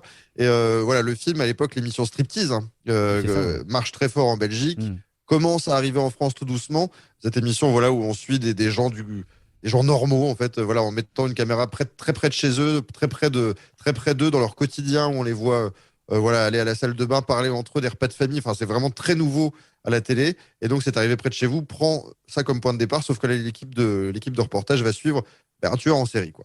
C'est ça. Voilà. Tu fais bien de dire ça parce que c'est le projet de fin d'études justement de Rémi Belvaux, qui tourne d'abord un petit truc et puis après qui va l'étoffer et puis qui va le rallonger, le tourner en 16 mm en noir et blanc pour faire un vrai film. Mais c'est d'abord, tu as raison, le point de départ, c'était une parodie de striptease. Poulvord embarque presque toute sa famille. Il y a son père, sa mère, il y a des cousins, enfin, et qui en plus sont excellents. Et ce qui est incroyable, c'est quand même incroyable de se dire que pour eux, justement, ils tournaient un reportage sur Poulvord. Tu vois ? Et oui. Donc ils jouent vraiment le rôle des parents et ils sont mais fantastiques. Ils sont tous bons là-dedans. Le vieux qui chiait la nuit, qui chiait le jour, qui chiait toujours. Oh, mais il est d'enfer ce mec. Est-ce qu'on peut écouter un peu un extrait de cette scène ? Carrément. Si t'es pas joli, t'as jamais d'être poli. Non mais répète un peu pour voir, parce que moi je suis ici pour travailler gentiment, hein. Mais tu peux appeler ça travailler, c'est pour ton plaisir que tu fais ça. T'aimes ça la merde. Tu fais bien des chéris pour de la merde, va. Tu t'en sers, hein, pas encore assez. C'est quand même un film sous le manteau, hein, parce que moi, alors, j'ai certainement pas vu ça en salle, et j'ai pas non plus vu ça à la télé. J'ai vu quand il est passé sur Canal, je me rappelle même, mais j'ai dû voir ça en cassette vidéo, mais alors tu vois, je me rappelle même pas avoir vu ça dans un vidéoclub. Alors moi j'ai un souvenir vraiment très précis de ça parce que on a grandi dans la même ville, Charleville-Mézières, donc dans les Ardennes. Il y avait un cinéma qui s'appelait Les Clubs et moi quand j'allais, en fait il y avait, tu sais, ils mettaient dans le couloir quand on attendait pour rentrer dans le cinéma, il y avait toutes les affiches des films qui allaient sortir. Et donc t'avais à l'époque, tu devais avoir un truc genre Le Dernier des Mohicans, tu vois, L'Arme Fatale 3, et t'avais C'est arrivé près de chez vous. En immense affiche de cinéma avec cette affiche où on voit Poulvord en contre-plongée en train d'exploser un bébé, hein, quand même, c'était ça la première affiche. Il tire une balle voilà, dans un landau et on voit en fait une tétine giclée. Et à l'époque, ils avaient demandé à changer l'affiche parce qu'elle était trop choquante et donc ils avaient mis un dentier pour dire qu'il tirait sur un vieux. Bon, c'était déjà voilà, le petit scandale que ça avait provoqué. Ce qu'il faut dire, c'est qu'à l'époque, le film en fait, est né un petit peu au Festival de Cannes. Les compères, la Belvaux, Bonzel et Poulvord, ils partent là-bas. Ils se mettent des murges non-stop. Poulvord devient un espèce de personnage que tout le monde s'arrache parce qu'il est tellement volubile et tout. Le film fait un carton dans les projections de presse et dans les projections en petit comité. Et en fait, on ne parle plus que de ce film sur Cannes. Et en fait, voilà, l'équipe devient un peu la mascotte du Festival de Cannes 92. Et le film va faire parler de lui. Alors, ça reste un succès, on va dire, un succès mineur en salle parce que bon, c'est un film tellement particulier que forcément les familles n'y sont pas allées avec leurs 4 enfants pour voir un mec dessouder des vieilles et dire des choses racistes sur tout le monde. Voilà, ça n'a pas été le cas. Mais c'est un film qui est devenu totalement culte avec la VHS une fois de plus et avec la télé, je suppose, quand ça est passé à Canal+, en tout cas à l'époque, parce que moi j'ai même pas de souvenir, tu vois, de le voir le film diffusé sur M6 ou sur encore moins TF1, tu vois. C'est un film vraiment qui était sous le manteau, t'as raison. Oui. C'est carrément ça, Canal+, hein, de toute façon. Alors le charisme, tu l'as dit, de Benoît Poulvord, il inonde le film. C'est vraiment un spectacle de le regarder en fait, parce qu'il ne cesse de parler, on a l'impression qu'il improvise tout le temps, il dit réplique culte sur réplique culte, il est incroyable, enfin vraiment c'est un one-man show total. Et ce qui est fou, c'est qu'après, Benoît Poulvord, après ce film-là où on se dit, ça révèle quand même une espèce de monstre de comédie, il ne va pas tourner pendant 5 ans. Il va attendre 5 ans avant de retourner dans Les Randonneurs, où là, il aura un tout autre rôle, ce sera beaucoup plus classique, de la comédie française très classique. À l'époque, on pouvait croire que ça allait devenir une espèce de mec de film noir ou de mec de polar. Il va devenir Benoît Poulvord. Bon, c'est très bien aussi, hein, franchement, avec la carrière qu'il a. T'as vu aussi, toi, son One Man, que moi j'aime beaucoup, son One Man Show. Est-ce que c'est pas parce que justement, tu sais, il avait autre chose en réserve et que il voulait pas se laisser broyer par la machine dès le début? Parce que moi, j'ai aucun mal à croire qu'il a dû crouler sur les propositions après ça. Oui, tout à fait. Mais en plus, c'était vraiment des rebelles, c'était des mecs voilà, qui n'avaient pas envie d'être dans le système, je suppose, ces trois-là. D'ailleurs, la façon dont ils ont tourné leur film un peu kamikaze, ça montre bien ça. Moi, je me rappelle très précisément aussi d'un projet dans les années, ça devait être autour de 2000, où justement André Bonzel avait proposé un film de KPDP, je m'en rappelle. Ça devait s'appeler Le Prince Noir. Et c'était vraiment un film premier degré, genre un peu la chair et le sang de Verhoeven, mais tourné en France. Et ça devait être avec le duo du Boulet, donc Poulvord et Lanvin. Et ça devait être un énorme budget produit par Thomas Langman. Et ça, je m'étais dit, mais il n'y a pas plus excitant comme film. KPEP, un film sur l'époque de la peste, avec Poulvord, Lanvin, réalisé par André Bonzel, c'était incroyable. Et le film ne s'est jamais monté. Comme souvent en France, ils ont dû filer le pognon à un film genre Maison de retraite avec Kev Adams, tu vois. Ouais. Donc, c'est encore une fois, c'est très dommage. Mais donc, voilà, C'est arrivé près de chez vous, on est d'accord, c'est un film totalement culte. Moi, c'est un film qui m'éclate encore aujourd'hui. On se récite les répliques avec des potes très souvent. Enfin, vraiment, c'est un film qui est resté gravé dans notre mémoire. Puis c'est vraiment un film dont le grain, dont les angles de caméra, dont le phrasé de Poulvord en font un ovni, comme tu l'as dit. On n'a jamais revu ça ailleurs, on n'avait jamais vu ça avant. Toute la définition d'un classique, d'un film culte. Exactement, je n'ai rien d'autre à ajouter. Tour à tour, finot. Tour à tour, polisson. Tour à tour, gangster, mais tour à tour, généreux. Quel que soit le montant que tu me demanderas, Rémi, toujours, je dis bien toujours, Benoît y pourvoira. Merci, Benoît. Merci. Merci. On était donc au numéro 10. Il en reste encore 9 films sur lesquels on va donner notre avis, Meryl. Numéro 9, un film que je sais que tu adores. Ça s'appelle Des Hommes d'honneur, un film de Rob Reiner avec Tom Cruise, avec Demi Moore et avec Jack Nicholson. Il y a aussi d'autres acteurs, il y a Kevin Bacon, il y a Kiefer Sutherland. Des Hommes d'honneur, voilà, c'est le film par excellence, le film de procès, le film de tribunal, le film judiciaire, comme les Américains savent le faire. C'est fait avec une maestria, je pense que c'est le chef-d'œuvre de ce genre de film. Le scénario est d'Aaron Sorkin, qu'on va connaître. D'ailleurs, c'est une pièce d'Aaron Sorkin à la base, réalisée par Rob Reiner, qui à l'époque fait carton sur carton. Quand Harry rencontre Sally, Misery, Des Hommes d'honneur. C'est vraiment, il est dans une période ultra faste. Il avait fait aussi Stand By Me et Princess Bride. Bref, c'était vraiment l'époque bénie pour Rob Reiner. Et donc, il adapte avec brio cette pièce d'Aaron Sorkin. Comment on peut résumer cette histoire qui est finalement assez simple? Ça n'arrête pas. Ça n'est que des enchaînements d'affrontements verbaux. Moi, c'est ce qui me plaît dans ce film, c'est que ça n'arrête pas avec, bien sûr, le top à la fin, quand il y a Cruise face à Nicholson. Mais sinon, ça n'est que ça, quoi. Ça n'est que des affrontements entre... Et en plus, en le revoyant j'en sais rien, je l'ai vu au moins 20 fois, je pense, ce film déjà, facilement, je pense. En le revoyant, je me disais surtout, ça n'arrête pas, il y a tout le temps des rebondissements, en fait. Parce que l'histoire est terre à terre, ça pourrait être terre à terre, comme tu l'as dit, c'est un film de procès, comme si ça savent bien le faire les Américains, c'est sûr. Mais malgré tout, c'est blindé de rebondissements. J'adore l'intro du film, tu sais, t'as les petites notes de synthé, t'as le meurtre qui est montré. Ensuite, après ça, t'as la grosse musique de Mark Sheman, alors le mec dont on avait salué le travail sur Misery. Donc il a aussi signé vraiment une super musique différente, bien sûr, parce que on est dans une caserne militaire, forcément. Il y a un espèce de générique avec une démonstration de fusil. Le film démarre, il se passe quoi? Un petit plantage de décor de, allez, on va dire 10-15 minutes. Cruise rencontre Nicholson pour la première fois, et après ça n'arrête plus. Pour moi, en tout cas, quand je vis le film, il n'y a que des rebondissements, des face-à-face entre acteurs, surtout entre Cruise et Nicholson. Ça se pouvait celui qui a la plus grosse, quoi, de toute façon. Voilà. Moi, c'est un film de beat. Ouais, c'est carrément ça. Ouais. Et je confirme que Cruise en a une bonne, mais Nicholson, il en a une énorme. Il termine le film.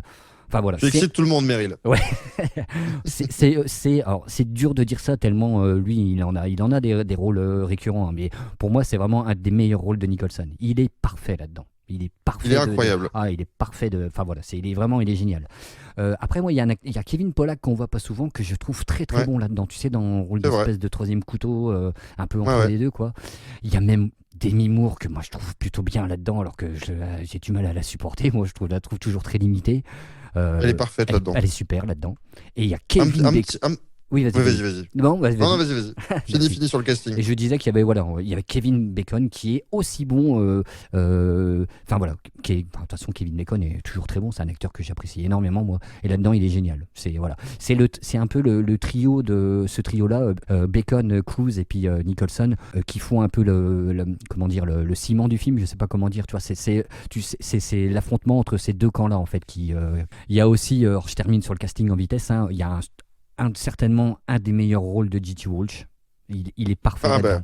Il est tout le temps là, celui-là. Ouais, mais là, il est vraiment parfait. En plus, il a un vrai rôle. Tu vois, c'est quand même quelqu'un, c'est le spécialiste des je suis là 15 minutes et puis je suis là 10 minutes à la fin. Là, il a vraiment un vrai rôle. Et Sutherland est super bon aussi là-dedans. Ils sont vraiment tous très très bons. Il y a pas un rôle. Moi, il y a personne. Rien ne me déçoit là-dedans. Et ouais, c'est un film qui, je pense, est dans mes 10 ou 20 films préférés. Tu vois, pour moi, c'est un film parfait. C'est vrai que c'est un film qui est vraiment blindé de qualité, bourré de qualité, que ça va du script à la réalisation. Moi, je trouve, alors voilà, la qualité suprême de ce film, en dehors du script, qui est vraiment très très bien écrit, c'est le jeu d'acteur, quoi. Et c'est vrai que c'est un film d'acteurs. On a l'impression d'être au théâtre et on regarde des mecs au summum de leur art. Tom Cruise, bon, on en a déjà dit tout le bien qu'on en pensait, mais dans ce film-là, il est vraiment explosif. Il joue comme d'habitude le même rôle, hein, le petit con, voilà, qui est très facile sur son domaine. Bon là, en l'occurrence, c'est le droit. Et qui est le meilleur dans son domaine et qui va devoir affronter le méchant des méchants et qui va se le faire, quoi. C'est un peu le truc. Il s'appelle Daniel Kaffee là-dedans dans ce film et puis Nicholson joue le colonel Jessup. Un petit mot sur l'histoire. On n'a même pas résumé l'histoire, Meryl. Est-ce que tu peux le faire en très court pour donner envie aux gens qui ne l'ont pas vu, voilà, le pitch du film. Donc tu vois, ça se passe dans une base à Guantanamo. Il y a un Marines qui meurt. Donc la Navy envoie donc Cruise et puis Pollack qui sont tous les deux officiers de la marine. Ce sont des avocats par contre. Hein. Avec Demi Moore, il envoie dans cette fameuse base-là à Guantanamo rencontrer donc le colonel Jessup dont tu as parlé, joué par Nicholson, pour avoir des informations. Tous au débarrage du film pensent que voilà, ils vont faire une visite, ça va être une affaire qui va être classée très vite. Voilà, c'est d'ailleurs même pour ça qu'on mettrait un peu Cruise, parce que Cruise est un très très bon avocat, mais c'est aussi un très très bon avocat qui est réputé pour résoudre les affaires rapidement, sans vraiment vouloir trouver la justice. Bref.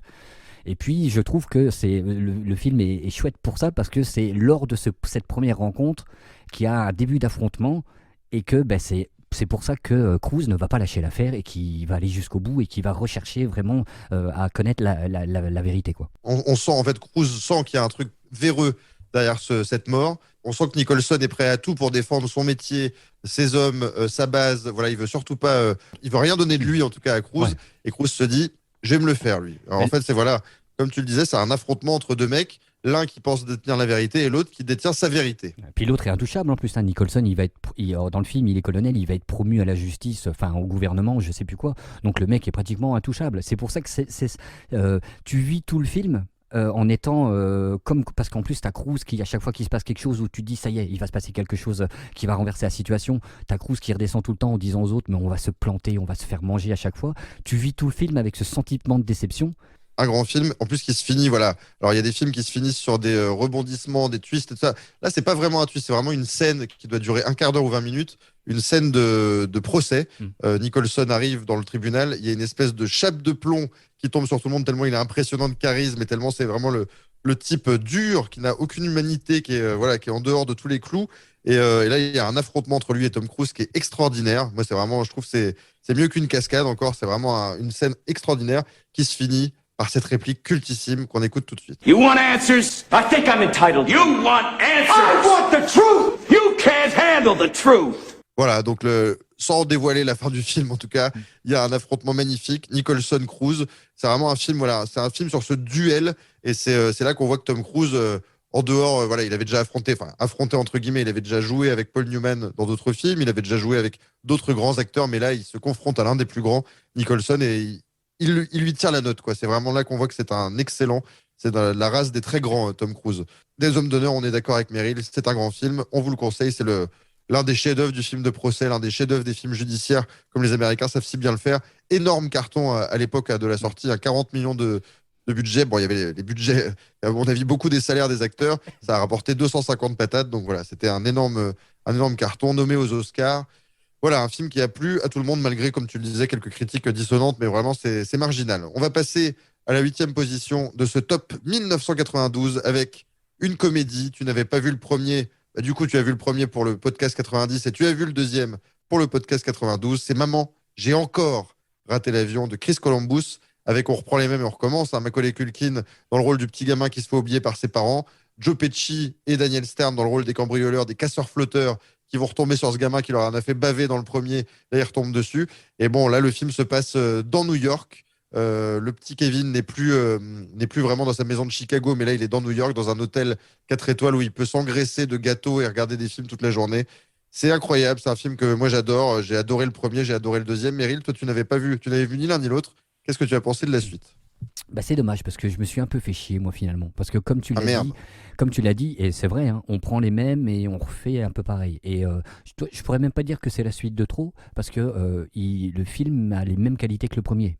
Tu vois, Ouais. il y a la super musique de Williams, il y a les bons acteurs, même si, alors c'est peut-être moi qui, tu vois, ça me l'a fait qu'à moi, mais même si moi je trouve que Culkin, du coup, il a un peu grandi, et tu vois, ce qui passait un petit peu plutôt bien quand il était plus jeune, ça révèle plus un peu les limites de son acting, tu vois, bon. Après, Ouais. c'est quand même un gamin qui joue, donc faut pas exagérer non plus. Et puis, je peux pas dire que c'est un mauvais film, mais voilà, moi j'ai pas vu ça quand j'étais plus jeune, donc j'ai pas le côté de ces nostalgiques. Parce que là, en fait, ils sortent un petit peu l'histoire et il y a des chouettes poursuites, tu sais, dans New York ou voilà. Mais moi, je trouve que du coup, c'est beaucoup moins fun que le premier. Mais bon, Ouais. voilà. Ça n'est vraiment que mon avis parce que je trouve pas que ce soit vraiment la suite de trop ou qu'il y ait vraiment des gros reproches à faire au film, tu vois. En tout cas, il n'y en aura pas d'autres. Enfin, ici, il y aura une suite très tardive, qui est plus du tout avec les mêmes acteurs. Ouais, ouais. C'était vraiment pour surfer sur la marque, qui est vraiment nullissime. Donc voilà, il n'y a que 2 films, on va dire. Moi, c'est vrai que je trouve que c'est l'un des bons exemples de suite réussie, quoi. C'est un film qui prend le même contexte, enfin, le même, on va dire, le même argument, qui le déplace un tout petit peu, qui change de décor, qui garde les mêmes acteurs. Et je trouve que ça fonctionne à mort. Voilà, lui, il fonctionne toujours aussi bien. Les 2 méchants sont super. Et puis, ça déplace un peu. Il y a dans une espèce de New York de Noël. Voilà, pour moi, c'est un film de Noël que j'avais vu au cinéma à l'époque avec un copain. Je me rappelle, il est sorti en décembre 92 en France. Tu voyais ça, tu avais vu le premier, tu étais comme un dingue d'aller voir le deuxième au cinéma. Tu découvrais ce New York de magasins de jouets qui font 12 km de long, voilà, des sapins de 3 mètres de haut, des chambres d'hôtel pas possible. Enfin bref, c'est incroyable. C'est vraiment les rêves de gamins. Et c'est vrai que c'est des rêves qui te poursuivent quand tu vieillis. Donc je trouve que la magie marche toujours aussi bien. On a dit tout le bien qu'on pensait de Maman, j'ai raté l'avion. Je dirais un peu les mêmes choses pour Maman, j'ai encore raté l'avion. Ils sont quasiment indissociables. Pour moi, c'est aussi bien l'un que l'autre, contrairement à pas mal de suites, surtout aujourd'hui, où on voit des suites qui sortent dans tous les sens, qui sont tournées à l'arrache. En 6 mois, c'est n'importe quoi, c'est ni fait ni à faire. Bon là, je trouve que vraiment, ils se sont appliqués à faire une suite cohérente et bien foutue. Donc voilà, moi, j'ai toujours autant de plaisir à retrouver ces personnages créés par John Hughes. Columbus, il se régale, il fait un film très bien mené, c'est encore Spielbergien dans pas mal de domaines. Voilà, que dire de plus? C'est un film bon, qui a été un carton absolu à l'époque, hein. Tout le monde allait voir ça, 28 millions de budget, 360 millions de recettes. C'était des montants astronomiques, ça a cartonné. Ce qu'on peut dire, c'est que de toute façon, les qualités et le succès du film font que Culkin, c'est presque un demi-dieu, hein, alors qu'il a fait quoi? Il a fait 2, 3, Oui. 4 films, quoi, un truc comme ça à l'époque. Hein, donc, Mais de toute façon, après, là, il va tourner une espèce de vague de séries, enfin de séries de films qui vont beaucoup moins marcher. Rends la monnaie papa, Richie Rich, Richard au pays des livres magiques, tout ça, c'est des films que tout le monde a oubliés. Il y aura un film un peu dissonant dans sa filmographie qui s'appelle Le Bon Fils, on va en reparler d'ailleurs. Mais voilà, je pense pas que Culkin était un grand acteur. Il avait juste une bouille pas possible, très expressive. Et c'est pour ça que ça a marché. Et quand même, faut le noter pour l'époque. Le petit Culkin, hein, qui avait 10-11 ans, il a été payé 4,5 millions pour faire ce film. Et il a fait un clip avec Michael Jackson aussi. Exactement. Et puis il a vécu avec Michael Jackson. Ouais. C'est encore un autre problème. Bref, on va passer, Meryl, au numéro 7 de ce film. Justement, on reste dans les histoires d'enfants avec un film beaucoup plus modeste, un tout petit film, vu à l'époque au cinéma, tu vois, avec ma maman, que j'embrasse, qui nous écoute à chaque fois. Le Petit Homme, un film de Jodie Foster, le premier film réalisé par Jodie Foster, qui est à l'époque une star en pleine gloire et qui décide de réaliser son propre film. Et contrairement à ce qu'on attendait, elle, presque avec Le Silence des Agneaux, avec Les Accusés, avec tous ces films qui font d'elle une star, elle va aller vers un tout petit film, un film voilà, minuscule dans son approche, dans son histoire. Elle joue une espèce de, comment on pourrait dire, une mère célibataire, un petit peu marginale, qui est un peu qui part dans tous les sens, qui fume des clopes à tire-larigot, qui s'exprime un peu comme un charretier. Et en fait, elle a un petit garçon, une espèce d'enfant surdoué. Et elle s'efforce de lui donner la meilleure éducation possible. Mais ce petit gamin, lui, il a envie de plus. Il est un peu on va dire, à l'étroit avec cette maman qui ne lui fait pas voir assez de choses. Lui, il a envie de vivre des choses extraordinaires et il va les vivre par l'intermédiaire d'une nana qui tient un centre pour surdoués qui est jouée par Diane West, qui est une super actrice. Le petit gamin est joué par Adam Bird, qu'on verra pas beaucoup après. Est-ce que tu avais déjà vu ce film, Meryl, et qu'est-ce que tu en as pensé? Non, je l'avais jamais vu. Alors déjà, je ne sais pas pourquoi, mais j'ai lu quelque part que le film était promis à Joe Dante. Donc déjà, tu vois, chercher l'erreur. Oui. Ouais, donc déjà, chercher l'erreur. Tu vois, c'est le truc est passé dans ses mains. Ça n'a rien à voir. Ouais, carrément, ouais. Pour finir dans celle de Jodie Foster. Moi, j'adore Jodie Foster. Et puis, d'autant plus depuis que j'ai revu les films, enfin voilà, tous les films, notamment Les Accusés, tu vois, dont je me souvenais plus. Ouais. J'avais jamais vu d'ailleurs. Voilà, Jodie Foster, c'est vraiment une très très grande actrice. Immense actrice. Immense actrice, oui, je suis d'accord avec toi. C'est même une très très bonne réalisatrice parce que moi j'aime encore bien. Alors c'est elle, alors j'ai du mal, mais c'est elle qui avait fait Nell, je crois. Elle jouait, mais elle. Non, pas du tout. Ah non, Ouais, c'était Michael Jordan. Michael Apted. Ah ouais, bon bah oublie ça alors. De mémoire, en tête, de toute façon, je sais pas si je peux dire d'elle, c'est une grande réalisatrice parce que le seul film de mémoire que j'ai d'elle, c'est le film qu'elle a fait pour son pote Mel Gibson au moment où il était dans le fond du ravin. Le complexe du Castor. Ouais, voilà, c'est ça. Qui était pas génial, mais bon, qui était sympa. Moi, j'ai trouvé ça nul. C'était pas nul. Bon. Je me suis un peu fait chier, en fait, moi, tu vois. C'est ça, c'est que le problème de ce film-là. Alors, bon, c'est sûr que je vais pas non plus reprocher sa réalisation, parce que, on est dans un film très simple. En plus, voilà, à part l'école et à part l'appartement, il se passe pas grand-chose entre les deux. C'est un peu tout le temps les mêmes plans. C'est beaucoup de discussions. Voilà, il y a pas grand-chose, moi, je trouve, à se mettre sous la dent. En plus, je trouve, tu en parlais tout à l'heure, mais moi, je trouve qu'elle force un peu trop et du coup, ça sonne un peu mal sur son côté, alors, comment on va dire, même pas prolo, parce qu'elle est même, elle est serveuse, je crois, hein, il me semble. Oui, elle est middle class, quoi. Voilà, je trouve qu'elle insiste un peu trop sur ce truc-là et, enfin, je trouve qu'on ne croit pas une seule seconde à l'espèce d'école où le gamin serait censé aller, les exercices qu'ils leur font faire, tout ça. Enfin voilà, j'ai pas cru au film. C'est bien joué, hein. Moi j'aime beaucoup Jodie Foster là-dedans. Je te dis, j'ai un peu de mal avec Dan West, hein, mais sinon voilà, le gamin est très très bon. Moi j'ai trouvé qu'il est vraiment il était vraiment très très très bon. Harry Connick Jr. est génial. Moi j'ai vraiment trouvé, j'adore ce mec-là, je l'adore dans Copycat et franchement là-dedans il est vraiment super aussi. C'est une soi-disant rivalité entre Jodie Foster, donc la mère du gamin, et la prof, Diane West. Voilà, et à part ça on n'a pas grand-chose à se mettre sous la dent. Et du coup, quand il commence à arriver à l'école, enfin, il y a déjà 1 heure qui s'est passée et que tu te rends compte qu'il reste plus 20 minutes de film, bah, tu te rends compte que voilà, le film il va rien t'apporter de plus. En plus, moi je trouve que ça finit un petit peu, tu sais comment on dit, ça n'a pas vraiment de fin, tu vois. Finalement, ce film-là, ça a été une tranche de vie. Je peux pas dire que c'est un film qui me restera, quoi. Tu connais mon amour des tranches de vie, Meryl, donc forcément. Ouais. Voilà. Mais là, par contre, moi je trouve qu'on s'ennuie un peu, quoi. Tu vois, une tranche de vie, il faut que ça vaille le coup de la montrer, quoi. Bah, alors moi, tu vois, pour le coup, je ne m'ennuie pas une seconde. Dans ce film-là, j'ai dû le voir 10 fois, hein, à peu près, Le Petit Homme. C'est un film que j'adore depuis que je suis petit. Bah, du coup, encore une fois, je l'avais vu au cinéma à l'époque, donc ça a dû forcément me marquer de voir un film qui parlait d'un gamin à peu près de mon âge à l'époque au cinéma. Moi, je trouve qu'en fait, elle réussit tout dans ce film-là. C'est pour ça que j'adore ce film. Je trouve qu'elle réussit une espèce de réalisation très sobre, en même temps, voilà, qui est très proche des personnages.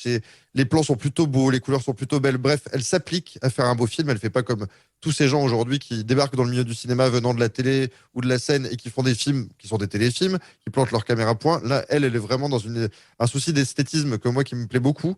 Je trouve que la relation entre elle et son gamin est absolument géniale, entre cette mère qui est quand même borderline. On sait pas trop en fait si elle est un peu alcoolo, si elle est un peu camée. On a l'impression qu'elle a eu des troubles, à mon avis, dans son passé. Elle a peut-être dû aussi rencontrer un mec qui devait être un sale connard, vu qu'elle est toute seule et qu'elle ne parle jamais du père. Enfin, bref, il y a un espèce de côté comme ça assez bizarre. Mais en tout cas, la relation fusionnelle entre cette maman et son fils, ce fils qui est bien plus intelligent qu'elle, enfin finalement bien plus débrouillard qu'elle, parce qu'elle merde dans sa vie à tous les étages. C'est vraiment très très atypique. Je trouve que Diane West, qui joue la directrice de l'école pour surdoués, est géniale. Elle apporte une espèce de douceur, mais une fausse douceur, une douceur presque glauque, parce que finalement elle attire les gamins surdoués comme on les attire au fond de l'eau, quoi. C'est un peu une sirène. Elle est un peu étrange avec ces gamins-là. Et d'ailleurs, Jodie Foster se méfie d'elle. Et il y a une espèce de confrontation qui va finalement s'aplanir avec le temps. Bref, je trouve que c'est un film qui réussit tout au niveau des rapports humains, au niveau de la réalisation, au niveau du jeu, parce que Jodie Foster, elle est magnifique. Ouais. Le gamin est très très bon. Il y a des rapports, comme tu l'as dit, Harry Connick Jr., qui va jouer cette espèce de grand frère, hein, pour le gamin, qui va l'accueillir à la fac et puis qui va jouer le grand frère avec lui, est excellent. Et alors, moi, pour donner un peu voilà, une idée que je trouve géniale, que je trouve qui fait tilt quand on parle souvent des gamins surdoués ou quand on parle des gamins qui sont trop en avance, je trouve qu'il y a une scène qui résume parfaitement ça dans le film.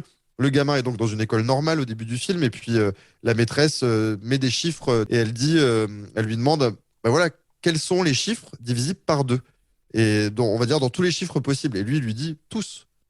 Et voilà, ça je trouve que c'est parfaitement montré ce que c'est qu'un surdoué, c'est-à-dire on n'est pas du tout dans le côté scolaire avec 2, 4, 6, 8 qui se divisent par 2. Ben non, parce que 1 peut se diviser par 2, 1,5 peut se diviser par 2. Voilà.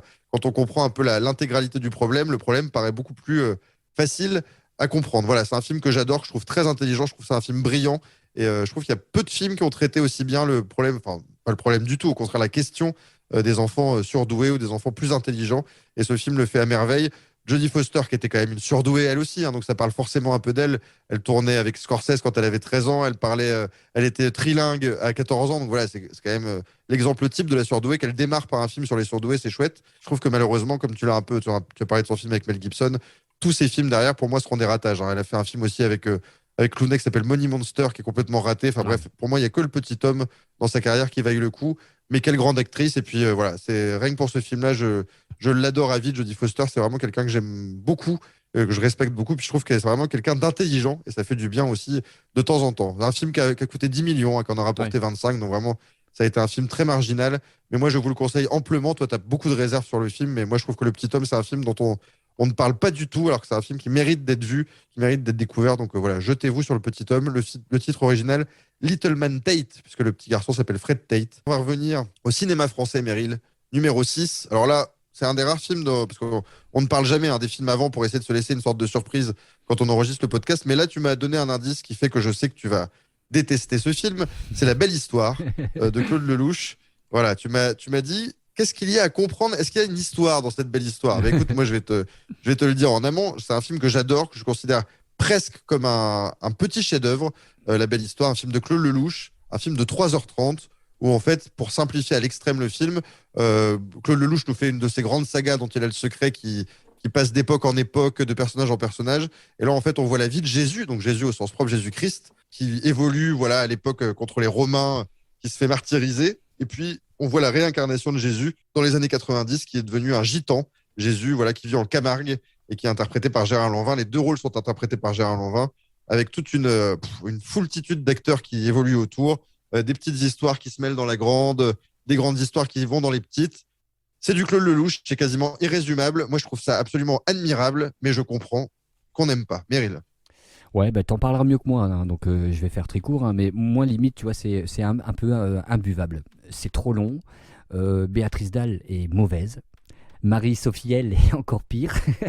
Après, c'était sympa j'exagère, hein, parce que c'est vrai, c'était sympa de voir Lanvin, Lindon, Nanty, Jacques Gamblin, voilà.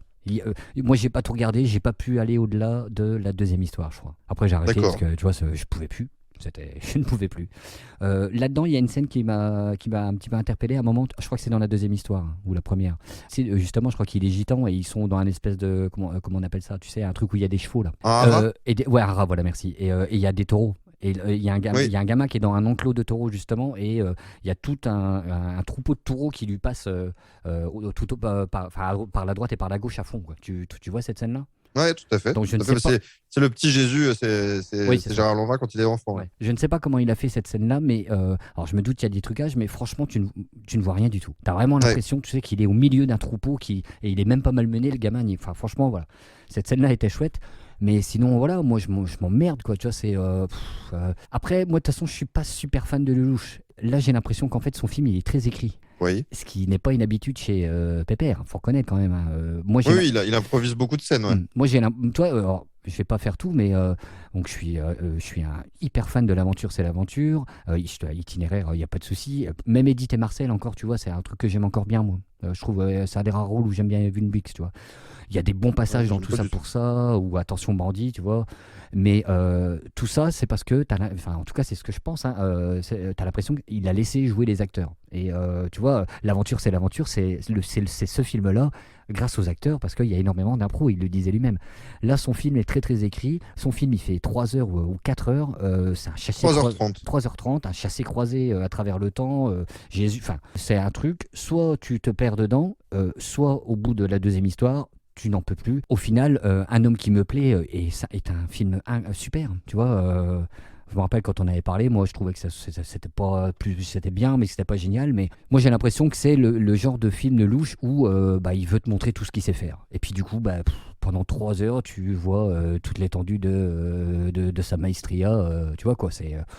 Et puis du coup, tu finis avec un espèce de Cloud Atlas tourné par, je sais pas moi, Yann Arthus Lelouch, tu vois, par exemple. Et puis voilà, en plus, j'ai pas réussi à trouver de box-office. Mais par contre, j'ai juste vu à un moment, j'ai vu que le truc avait fait 576 000 entrées sur Paris. Ouais. Donc tu vois, c'est encore... Alors, tu me diras, et tu auras raison, le louche et le public, c'est toujours des rapports assez spéciaux. Mais tu vois, en plus, là, j'ai vu, je suis d'accord avec toi, les critiques, pratiquement tout le monde parle de chef-d'œuvre. Mais tu vois, même au niveau du public, ça n'a pas été un super accueil non plus.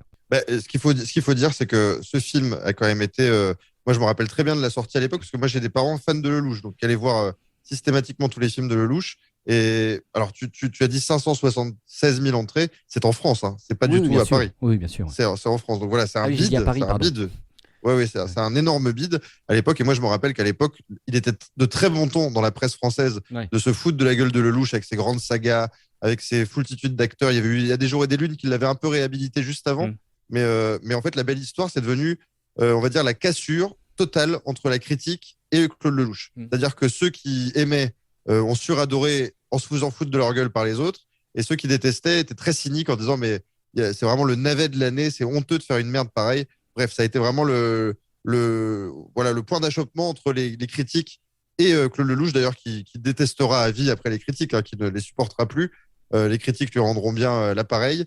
Et alors moi, c'est vrai que c'est un film, La Belle Histoire, pour le coup, c'est un de mes Lelouch préférés. Je trouve ça magnifique. Je trouve ça un film magnifique au niveau de l'image, au niveau des plans. Il réussit des plans d'une beauté, que ce soit à Jérusalem avec les abeilles, que ce soit dans les manades en Camargue avec les taureaux, effectivement, comme tu le disais, que ce soit avec ce manège que le gitan installe chez lui quand il achète un château. Enfin bref, je trouve qu'il y a des plans absolument magnifiques. C'est des peintures, c'est des tableaux. Il fait des plans séquences de Gérard Lanvin qui arrive dans le château avec toute la famille gitane qui célèbre la nouvelle année. Enfin bref, il y a des plans absolument magnifiques. Moi, je te reprends là pour le coup trait pour trait sur les acteurs, parce que je trouve Béatrice Dalle géniale dans ce film, mais vraiment, je la trouve incroyable. Marie-Sophie Elle, effectivement, ça n'a jamais été une grande actrice. Elle pleure très bien, mais elle ne sait pas faire grand-chose d'autre. Lindon est super. Patrick Chenet, Jacques Gamblin, Paul Prébois, Elie Chouraki, Jean-Michel Dupuis, que j'aime beaucoup, Gérard Darmon, qu'on voit un petit peu, Anémone, Amidou, Pierre Vernier, Isabelle Nanty, Jean Benguigui, Catherine Lachance, François Perrault, Marie Sarah, la toréador de l'époque, Jean-Claude Dreyfus, Hubert Reeves, qui joue son propre rôle, Éric Métayer,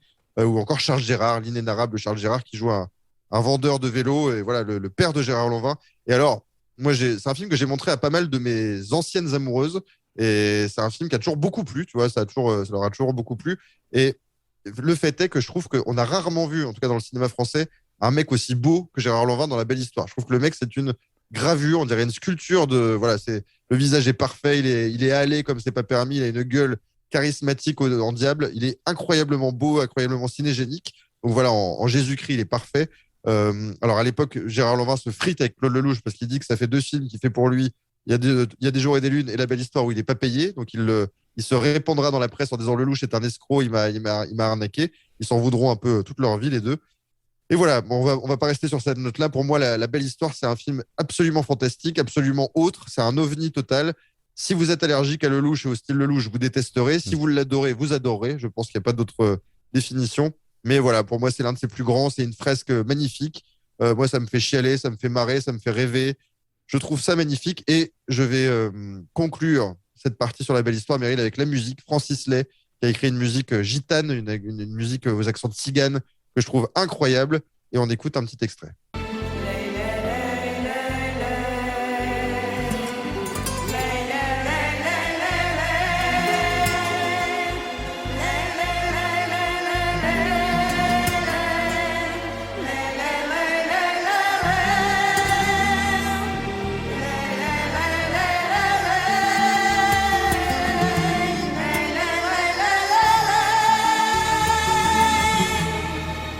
On passe donc de La Belle Histoire, Meryl, que tu n'as pas trop aimé, même pas du tout d'ailleurs, tu n'as même pas été jusqu'au bout, à un film que je sais que là tu adores, puisqu'on en a déjà parlé ensemble à moult reprises, c'est La Crise, un film de Colin Serrault, un film, une comédie culte, absolument culte des années 90, Ce qu'on peut dire sur la crise, en gros, voilà, c'est un type qui perd tout. Un type qui perd tout en 48 heures. Il perd sa famille, il perd son boulot, sa famille explose, ses parents se séparent. Il se retrouve avec un pauvre type dans la rue qui s'appelle Patrick Timsit Michou, qui va le suivre partout, qui a une espèce de boulet. Bref, le type va passer d'une vie plutôt normale, plutôt voilà, avec de la richesse, de la réussite, à une vie de merde en très peu de temps. Mais bon, il va apprendre de cette merde-là. Et en fait, voilà, Colin Serrault, elle se sert de ce postulat pour se faire une espèce d'état des lieux de la France des années 90. La famille, ça ne marche plus. L'inhumanité du monde du boulot, des milieux professionnels. Les familles qui éclatent, les familles recomposées où en fait tout le monde a envie de se barrer parce que ça ne marche pas.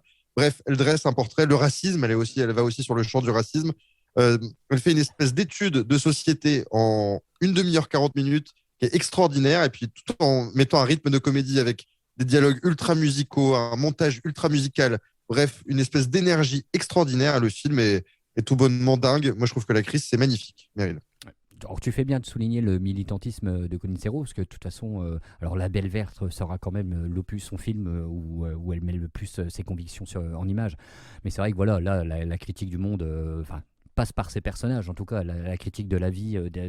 Alors moi, j'adore ce film parce que, tu l'as dit, on peut dire que c'est quand même une comédie, parce qu'on rigole franchement, hein. Il y a des scènes cultes. C'est un film culte, hein, de toute façon. Ouais. Mais malgré tout, c'est un film dans lequel il règne un spleen permanent. Tu vois, c'est clair que voilà, Vincent Lindon, c'est vraiment une période de sa vie vraiment merdique, hein, où il perd tout. Enfin voilà. Et en plus, ce qui est intéressant en plus, c'est que beaucoup des scènes de films se passent dans des intérieurs parisiens, tu sais, avec, Ouais. avec des lumières plutôt sombres dans la pénombre, tu vois. Et du coup, ça rajoute encore au spleen ambiant des acteurs, du violon aussi, parce qu'il y a énormément de violon, hein. La musique du film, d'ailleurs, c'est pratiquement que du violon et des ensembles de violon. Et, Je vais compléter ce que tu dis, Meryl, sur la pénombre. Tu as raison d'en parler, parce que c'est vrai que c'est vraiment une empreinte visuelle de ce film-là.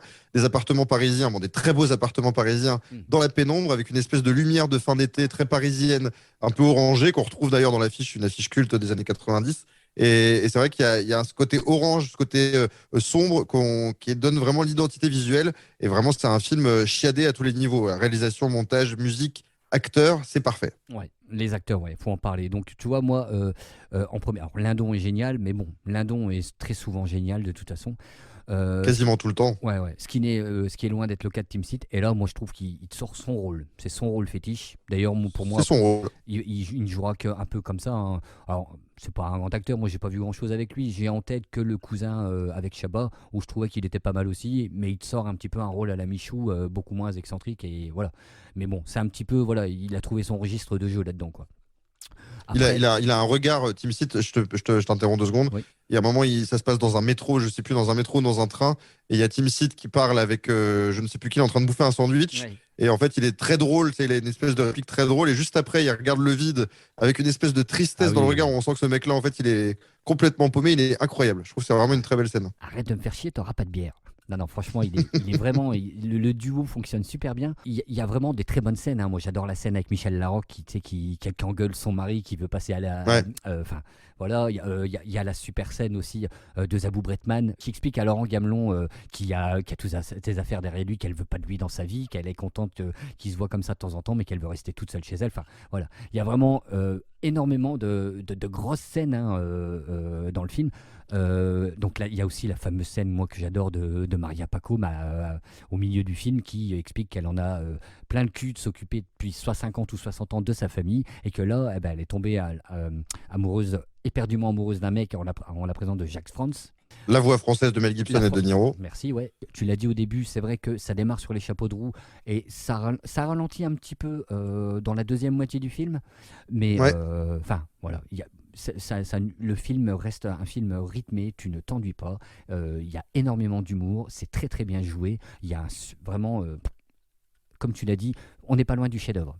C'est un chef-d'œuvre parce que quand on regarde le niveau moyen des comédies françaises, Ouais. c'est tellement au-dessus au niveau de l'écriture, au niveau du jeu, au niveau voilà, du soin apporté à la réalisation, c'est largement au-dessus. Donc effectivement, c'est un chef-d'œuvre, hein, de la comédie française. Pour moi, ça fait partie des 20 classiques de la comédie Ouais, française. En d'accord. plus, c'est un film que je trouve qu'on peut le regarder 1001 fois, ça se voit très bien en fait. Il y a Ouais. tellement de scènes, de décors différents, de rebondissements en tout cas c'est pas une intrigue, mais en tout cas de scènes, on va dire, de moments qu'on peut le revoir plein de fois.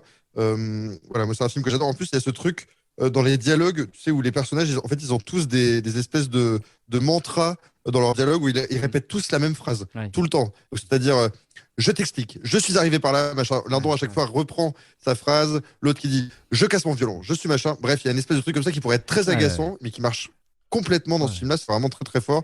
Et alors, moi, je voulais parler d'une scène que je trouve bouleversante, parce qu'on sait que, alors, dans le film, Michou, donc Tim Seed, vit en banlieue, vit avec des Arabes, comme il dit dans le film, et en fait, il dit qu'il est raciste. Alors, il vit entouré d'Arabes, mais il dit non, mais je suis raciste des autres, parce que ceux qui vivent avec moi, ils sont très bien, mais c'est les autres qui sont. Voilà. Ça, c'est incroyable pour dénoncer le racisme, il n'y a rien de mieux, je trouve. Et donc, il vit avec Jamila, si mes souvenirs sont bons, qui est une espèce de dame qui l'a élevée, voilà, une vieille dame qui est en train de mourir, et qui est donc dans une pièce, encore une fois, dans la pénombre, et elle demande à voir Lindon. Et donc, Lindon va la voir et a une scène bouleversante où elle lui parle. Il est dans le silence, c'est un peu l'un des seuls moments en fait silencieux et calme du film où il se recentre un peu sur lui-même et c'est magnifique. Donc voilà, elle a tout réussi. Je trouve que de A à Z, c'est un grand film. La crise, c'est vraiment génial. On ne peut que le recommander. Juste pour compléter ce que tu disais, tout le monde parle à tort et à travers. Et en fait, ce que j'aime bien, c'est que ça démarre et c'est Lindon qui a la misère qui lui tombe sur les pompes et il passe le film à chercher quelqu'un qui est prêt à l'écouter. Et il tombe à chaque fois sur des personnes qui non seulement ne l'écoutent pas, mais qui en plus n'arrêtent pas de lui répéter, rabâcher leurs problèmes personnels à eux. Des gens surmenés qui de toute façon ne s'écoutent même plus. Exactement, et c'est un film sur la non-communication, alors que ça ne cesse de communiquer. C'était bien avant les réseaux sociaux, mais la problématique est toujours la même. Les gens surcommuniquent sur des trucs dont on n'a rien à foutre, mais n'écoutent pas quand il s'agit de parler de choses sérieuses. On va passer d'une comédie française, d'un chef-d'œuvre de la comédie française, à un chef-d'œuvre du film américain, parce que pour moi, c'est un autre chef-d'œuvre dans un domaine, dans un registre qui n'a absolument rien à voir, c'est JFK, un film d'Oliver Stone. Alors, tout est dans le titre, hein, ça revient bien sûr sur l'enquête menée pour comprendre le meurtre de John Fitzgerald Kennedy. C'est le procureur Jim Garrison, hein, à l'époque, qui réouvre ce dossier, puisque le dossier a été classé par la commission Warren de l'époque. Et puis lui, il se dit, il est procureur à la Nouvelle-Orléans, et il se dit, il y a quelque chose de bizarre dans cette version officielle, je vais aller gratter un petit peu. Donc voilà, à l'époque, Oliver Stone se lance dans ce film, dans ce monument, c'est un monument à JFK, ça dure plus de 3 heures. Il y a un casting, alors je vais te les éviter, je vais tous les faire moi-même.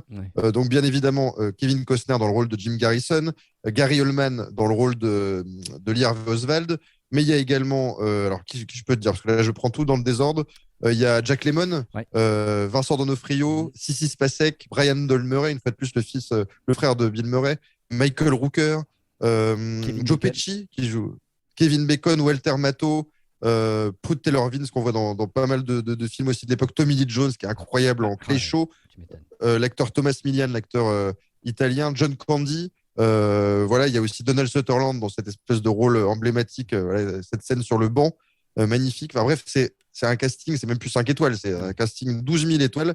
Il y a même le vrai Jim Garrison qui joue dans le film, qui joue d'ailleurs Warren, c'est ça l'ironie du film, il joue le mec contre qui le vrai va se battre tout du long.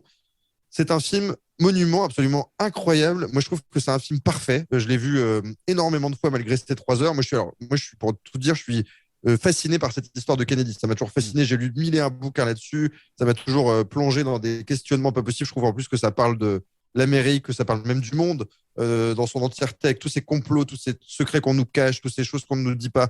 Bref, c'est passionnant. Et JFK, en fait, ça a réussi à rendre limpide quelque chose d'extrêmement compliqué. Avec 12 000 personnages, on ne s'y perd jamais. C'est absolument magnifique au niveau de la réalisation, du montage. Bref, il a réalisé un chef-d'œuvre, Oliver Stone. Exactement. Ça devait être un grand film et c'est un très grand film. C'est un très grand film, c'est un très grand casting. Il se base sur le bouquin de Garrison et il se basait aussi sur un article. Un autre bouquin qui s'appelait Crossfire de Jim Mars, The Plot, ouais. Donc oui, tu l'as dit. Alors, tu n'as pas cité Sissy Spacek, je crois. Si. Ah, tu vois, bon. Bah, tu vois, tu me l'as juste demandé pour le jeu de mots. C'est exactement, c'était pour la vanne, mais bon. Ouais. Alors, le truc, moi, qui m'a un peu étonné, c'est que c'était surtout Harrison Ford qui était prévu pour le rôle de Garrison. C'est pas ridicule, hein, Harrison Ford. C'est pas ridicule. C'était Mel Gibson aussi qui était envisagé. J'essayais d'imaginer d'autres acteurs et tu vois, c'est ceux qui auraient peut-être le collé le mieux. Mais Kevin Costner est tellement bon dans le rôle. Il est tellement parfait. Moi, je pense que c'est mon rôle préféré de Kevin Costner. Ouais, c'est possible, ouais. De toute façon, c'est la seconde grosse période d'Oliver Stone. Il a connu une première grosse période avec ses scénarios et là, il passe derrière la caméra. Bon, là, voilà, dans les années 90, il va t'aligner Les Doors, il va t'aligner Tueur Né, L'Enfer du Dimanche. C'est des films qui vont connaître énormément de succès et qui vont être c'est des films très populaires en plus. Il a vraiment une patte, tu vois, c'est Ouais. pas juste un scénariste qui est devenu réalisateur pour mettre en image des scénarios. C'est un mec qui va adopter un ton, un style hyper clipesque, hyper saccadé au niveau du montage avec des effets. Bon, JFK, c'est assez calme, mais des fois, il te fait des séances très clipesques Ah oui. et il revient à du très classique derrière. Moi, je trouve que c'est un film brillantissime, c'est parfait. La lumière, il y a énormément, pareil, alors je me répète, mais il y a énormément d'intérieur, forcément, et puis de longues discussions dans le département, dans la baraque de chez Garrison, et puis là où il bosse. Il y a énormément de, alors je sais pas si on peut dire de surexposition, mais tu sais, il fait ressortir le blanc des chemises, limite il fait scintiller même. Enfin voilà. Pour moi, de toute façon, Oliver Stone est un très grand réalisateur qui n'a pas fait que des bons films et que des bons choix, mais voilà, là il soigne son film. T'as raison, c'est peut-être bien son meilleur film, même si moi j'adore les Doors, mais bon, c'est aussi parce que j'aime beaucoup le groupe les Doors. Mais voilà, c'est peut-être bien son meilleur film. T'as parlé du casting et c'est vrai qu'il est incroyable. T'as raison, faut saluer Tommy Lee Jones qui, non seulement en plus d'être complètement maquillé, en plus te sort une performance. Pour moi, là-dedans, mais il est incroyable. Ouais. Pour moi, là-dedans, il y en a deux qui sont incroyables. C'est Tommy Lee Jones et c'est Joe Pesci, qui est aussi incroyable dans le rôle de David. Alors moi, je ne sais plus. Ferry, non? Ouais, Ferry, c'est ça. David Ferry, celui qui meurt. Moi, je trouve que ces deux accords, ils sont tous les deux un peu à contre-emploi. Faut quand même reconnaître. Et ils sont vraiment super. Greg Lemon est génial, mais il est génial aussi tout le temps. Moi, c'est un acteur que j'adore, Greg Lemon. C'est pas Greg Lemon, c'était le cycliste, c'est Jack Lemon. Oh, putain. Et attends, je vais juste. Mais c'est bien, pourquoi pas? C'est papa. Pourquoi pas? Il y a Indurain aussi qui est très bon dans le film. Ouais, mais personne ne vaudra Jean-Paul Jean-Paul Bernardino. Non, mais je voulais juste faire une parenthèse sur Tommy Lee Jones, parce que Tommy Lee Jones, qui est un acteur, moi j'adore Tommy Lee Jones, c'est un acteur très sérieux, tu sais, qui est toujours dans une espèce d'intériorité pas possible. Et en fait, Oliver Stone, en 2 films, en JFK et Tueur né, il le fait surjouer dans tous les sens, il lui fait faire des personnages excentriques à mort, et je le trouve parfait. Comme quoi, il en avait vraiment sous le pied, Tommy Lee Jones, il pouvait jouer plein de choses, quoi. Moi, j'aime bien, mais je suis pas super fan de Tueur né, mais il est exceptionnel. On en reparlera. Dans Tueur né. Ouais, je me doute. Mais c'est un bon film, mais lui, il est vraiment exceptionnel dans ce film. Ouais. Mais voilà, on peut parler de la musique grandiose de John Williams. À un moment donné, je pense qu'il faudra limite qu'on arrête de parler de John Williams, parce que je crois que c'est certainement le compositeur dont on va le plus parler. C'est incroyable comme je pense que c'est le mec qui a fait le plus de musique de film des années 80-90.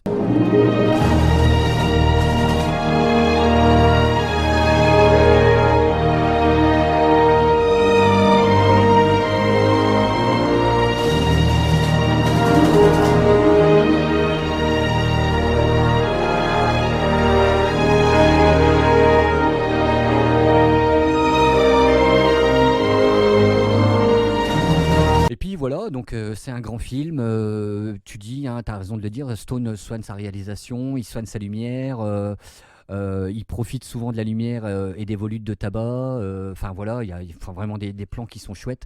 Gary Oldman est méconnaissable. C'est limite, même alors dis-moi si je me trompe, mais c'est limite le truc qui va le révéler un petit peu. Non, il est déjà bien révélé par les films anglais. Il a tourné plein de films anglais avant. Non, il est déjà connu. Ouais, mais quoi? Alors, tu parles de quoi, par exemple? Parce que moi, il y a Sid and Nancy avant, ça c'était vraiment le début. Ouais, mais il a pas. Il a tourné avec Stephen Frears. Ouais. Il a fait des films. Il est connu chez les cinéphiles, quoi. Voilà, il va avoir une renommée internationale avec ça. Quand on connaît vraiment le visage et l'apparence de Lee Harvey Oswald, il est confondant. C'est incroyable. Steph, ma copine, ne l'avait pas reconnu. Elle l'avait pas reconnu du tout, et c'est au milieu du film, il dit bah si, lui c'est Gary Oldman, et elle y a fallu. Mais c'est vrai que de toute façon, il est vraiment méconnaissable dans le rôle. J'en profite pour parler moi d'une série que j'ai bien aimée aussi, qui parle un petit peu d'IFK, qui parle surtout un petit peu de surnaturel aussi, de Stephen King, qui a été porté à l'écran par Kevin MacDonald et produit par J.J. Abrams, qui s'appelle 22-11-63. Hein. Je sais pas si tu l'as vu, je pense pas, parce que toi t'es pas trop. Je vois ce que c'est avec James Franco, je crois. Ouais, c'est ça, avec James Franco. Et justement, en fait, le héros trouve au fond d'une cave d'un drive-in, d'un bar, n'importe quoi, moi. Il trouve un passage en 1963 et il arrive 4 mois, je crois, avant l'assassinat et donc il se met en tête, tu sais, de rencontrer Oswald, et tu suis un petit peu la vie d'Oswald. Ah, me raconte pas, parce que ça me donne envie. Elle est super chouette. C'est très long, tu sais, c'est une série qui dure 6 épisodes, je crois. C'est très court, pardon, c'est très court, ça dure 6 épisodes, c'est très très bien réalisé, il y a une actrice qui est magnifique là-dedans, James Franco était très bon, franchement 6 épisodes, si tu veux te mater ça de ces 4, moi c'est gentil, hein, mais franchement c'est très chouette.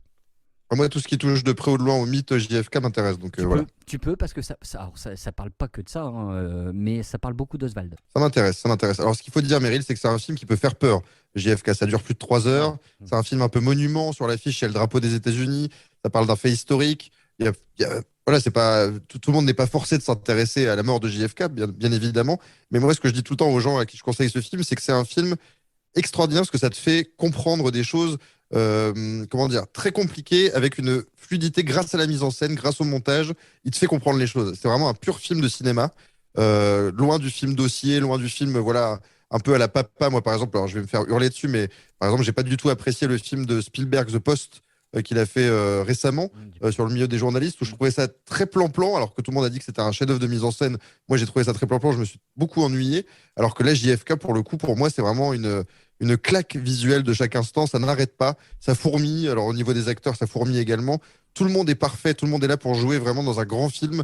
Et je trouve que y a ce côté grand film, voilà, une espèce de chef-d'œuvre absolu, une espèce de truc en marbre qui vient se poser dans ta DVD Tech ou dans ta Blu-ray Tech et qui te dit, voilà, ça c'est un grand film et tu le ressors vraiment quand t'es bien, t'as envie de te faire plaisir et de mater une grande œuvre. Tu mates JFK, c'est extraordinaire. Tout le monde est parfait. Dans tous les chefs de poste, j'allais dire, sont magnifiques. C'est un classique du cinéma américain. C'est un grand film. Que dire de plus, Meryl? Non, tu vois, je sais pas. C'est clair que de toute façon, en plus, c'est un film qui a eu beaucoup de succès. Donc, Oui. c'est d'autant plus, moi je trouve, un joli coup joué par Oliver Stone, parce que ce qu'on peut dire quand même, c'est qu'Oliver Stone est un réalisateur qui, à la différence de plein d'autres, il se contente pas de montrer les choses, il prend parti. Bon là, forcément, il prend parti. Totalement. Là, il prend parti Garrison, mais alors je vais pas dire de bêtises, mais il me semble que peu de temps après qu'il va sortir Entre ciel et terre. Enfin, tu sais, le truc sur le Vietnam là. 94, ouais. Ouais, Ah tu ouais. vois, voilà. Donc, tu vois, c'est quelqu'un qui est militant. Bon, il est carrément à gauche, hein. Et il a d'ailleurs eu souvent des critiques et des problèmes à cause de ça Tout à dans fait. son pays. Mais voilà, c'est pour ça, c'est aussi, moi je pense pour ça que JFK est un grand film. C'est parce que, comme tu dis, certainement que Stone te vulgarise le bouquin de Garrison qui devait être peut-être difficile à ingurgiter comme ça. Et même avec un film qui dure plus de 3 heures, voilà, le film est génial, on n'est jamais perdu, tout le monde joue très très bien. C'est vraiment un de ses meilleurs et c'est peut-être même le meilleur. Ouais. Et puis ça rappelle une époque, c'est pas pour faire le vieux con réac, mais c'était une époque, je trouve, les années 90, ça s'est un petit peu perdu dans les années 2000. Et puis là, je trouve qu'en ce moment, c'est vraiment le marasme à ce niveau-là.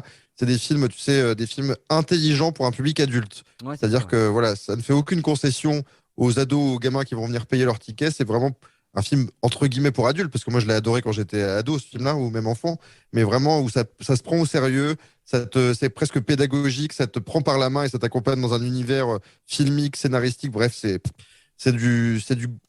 l'excellent film, c'est vraiment excellentissime. Il n'y a rien d'autre à dire. On passe au top 3. Alors là, pour le coup, tu vois, je vais passer d'un chef-d'œuvre du film américain à un tout petit film français, parce qu'à l'époque, c'est un tout petit film français qui s'appelle Rien du tout d'ailleurs. Le titre est équivoque, avec le S entre parenthèses, Rien du tout. C'est le premier film de Cédric Clapiche. Alors, Cédric Clapiche, c'est un réalisateur pour moi qui va devenir extrêmement important dès son premier film, dès Rien du tout, parce que c'est un mec dont je crois que je considère comme des chefs-d'œuvre les 4 ou 5 premiers films, ce qui est rarissime. Alors que j'adore plein de réalisateurs, mais il y en a beaucoup pour lesquels je trouve qu'il y a souvent des trous. J'aime un film par-ci, un film par-là, même des Hitchcock ou des Kubrick. Je n'aime pas tout. Là, la première partie de carrière de Clapiche, je trouve ça brillantissime, je trouve ça magnifique, et Rien du tout en fait partie. Je vais essayer de résumer le film très rapidement. C'est un type qui arrive, qui est joué par Lucchini, qui est patron d'un grand magasin parisien. On va pas se mentir, c'est les grandes galeries, c'est les galeries de Lafayette. Et donc, ces grandes galeries sont au bord de la faillite et elles décident d'appliquer des nouvelles méthodes voilà, de management, de marketing, de communication via ce mec jeune qui arrive, qui est Lucchini.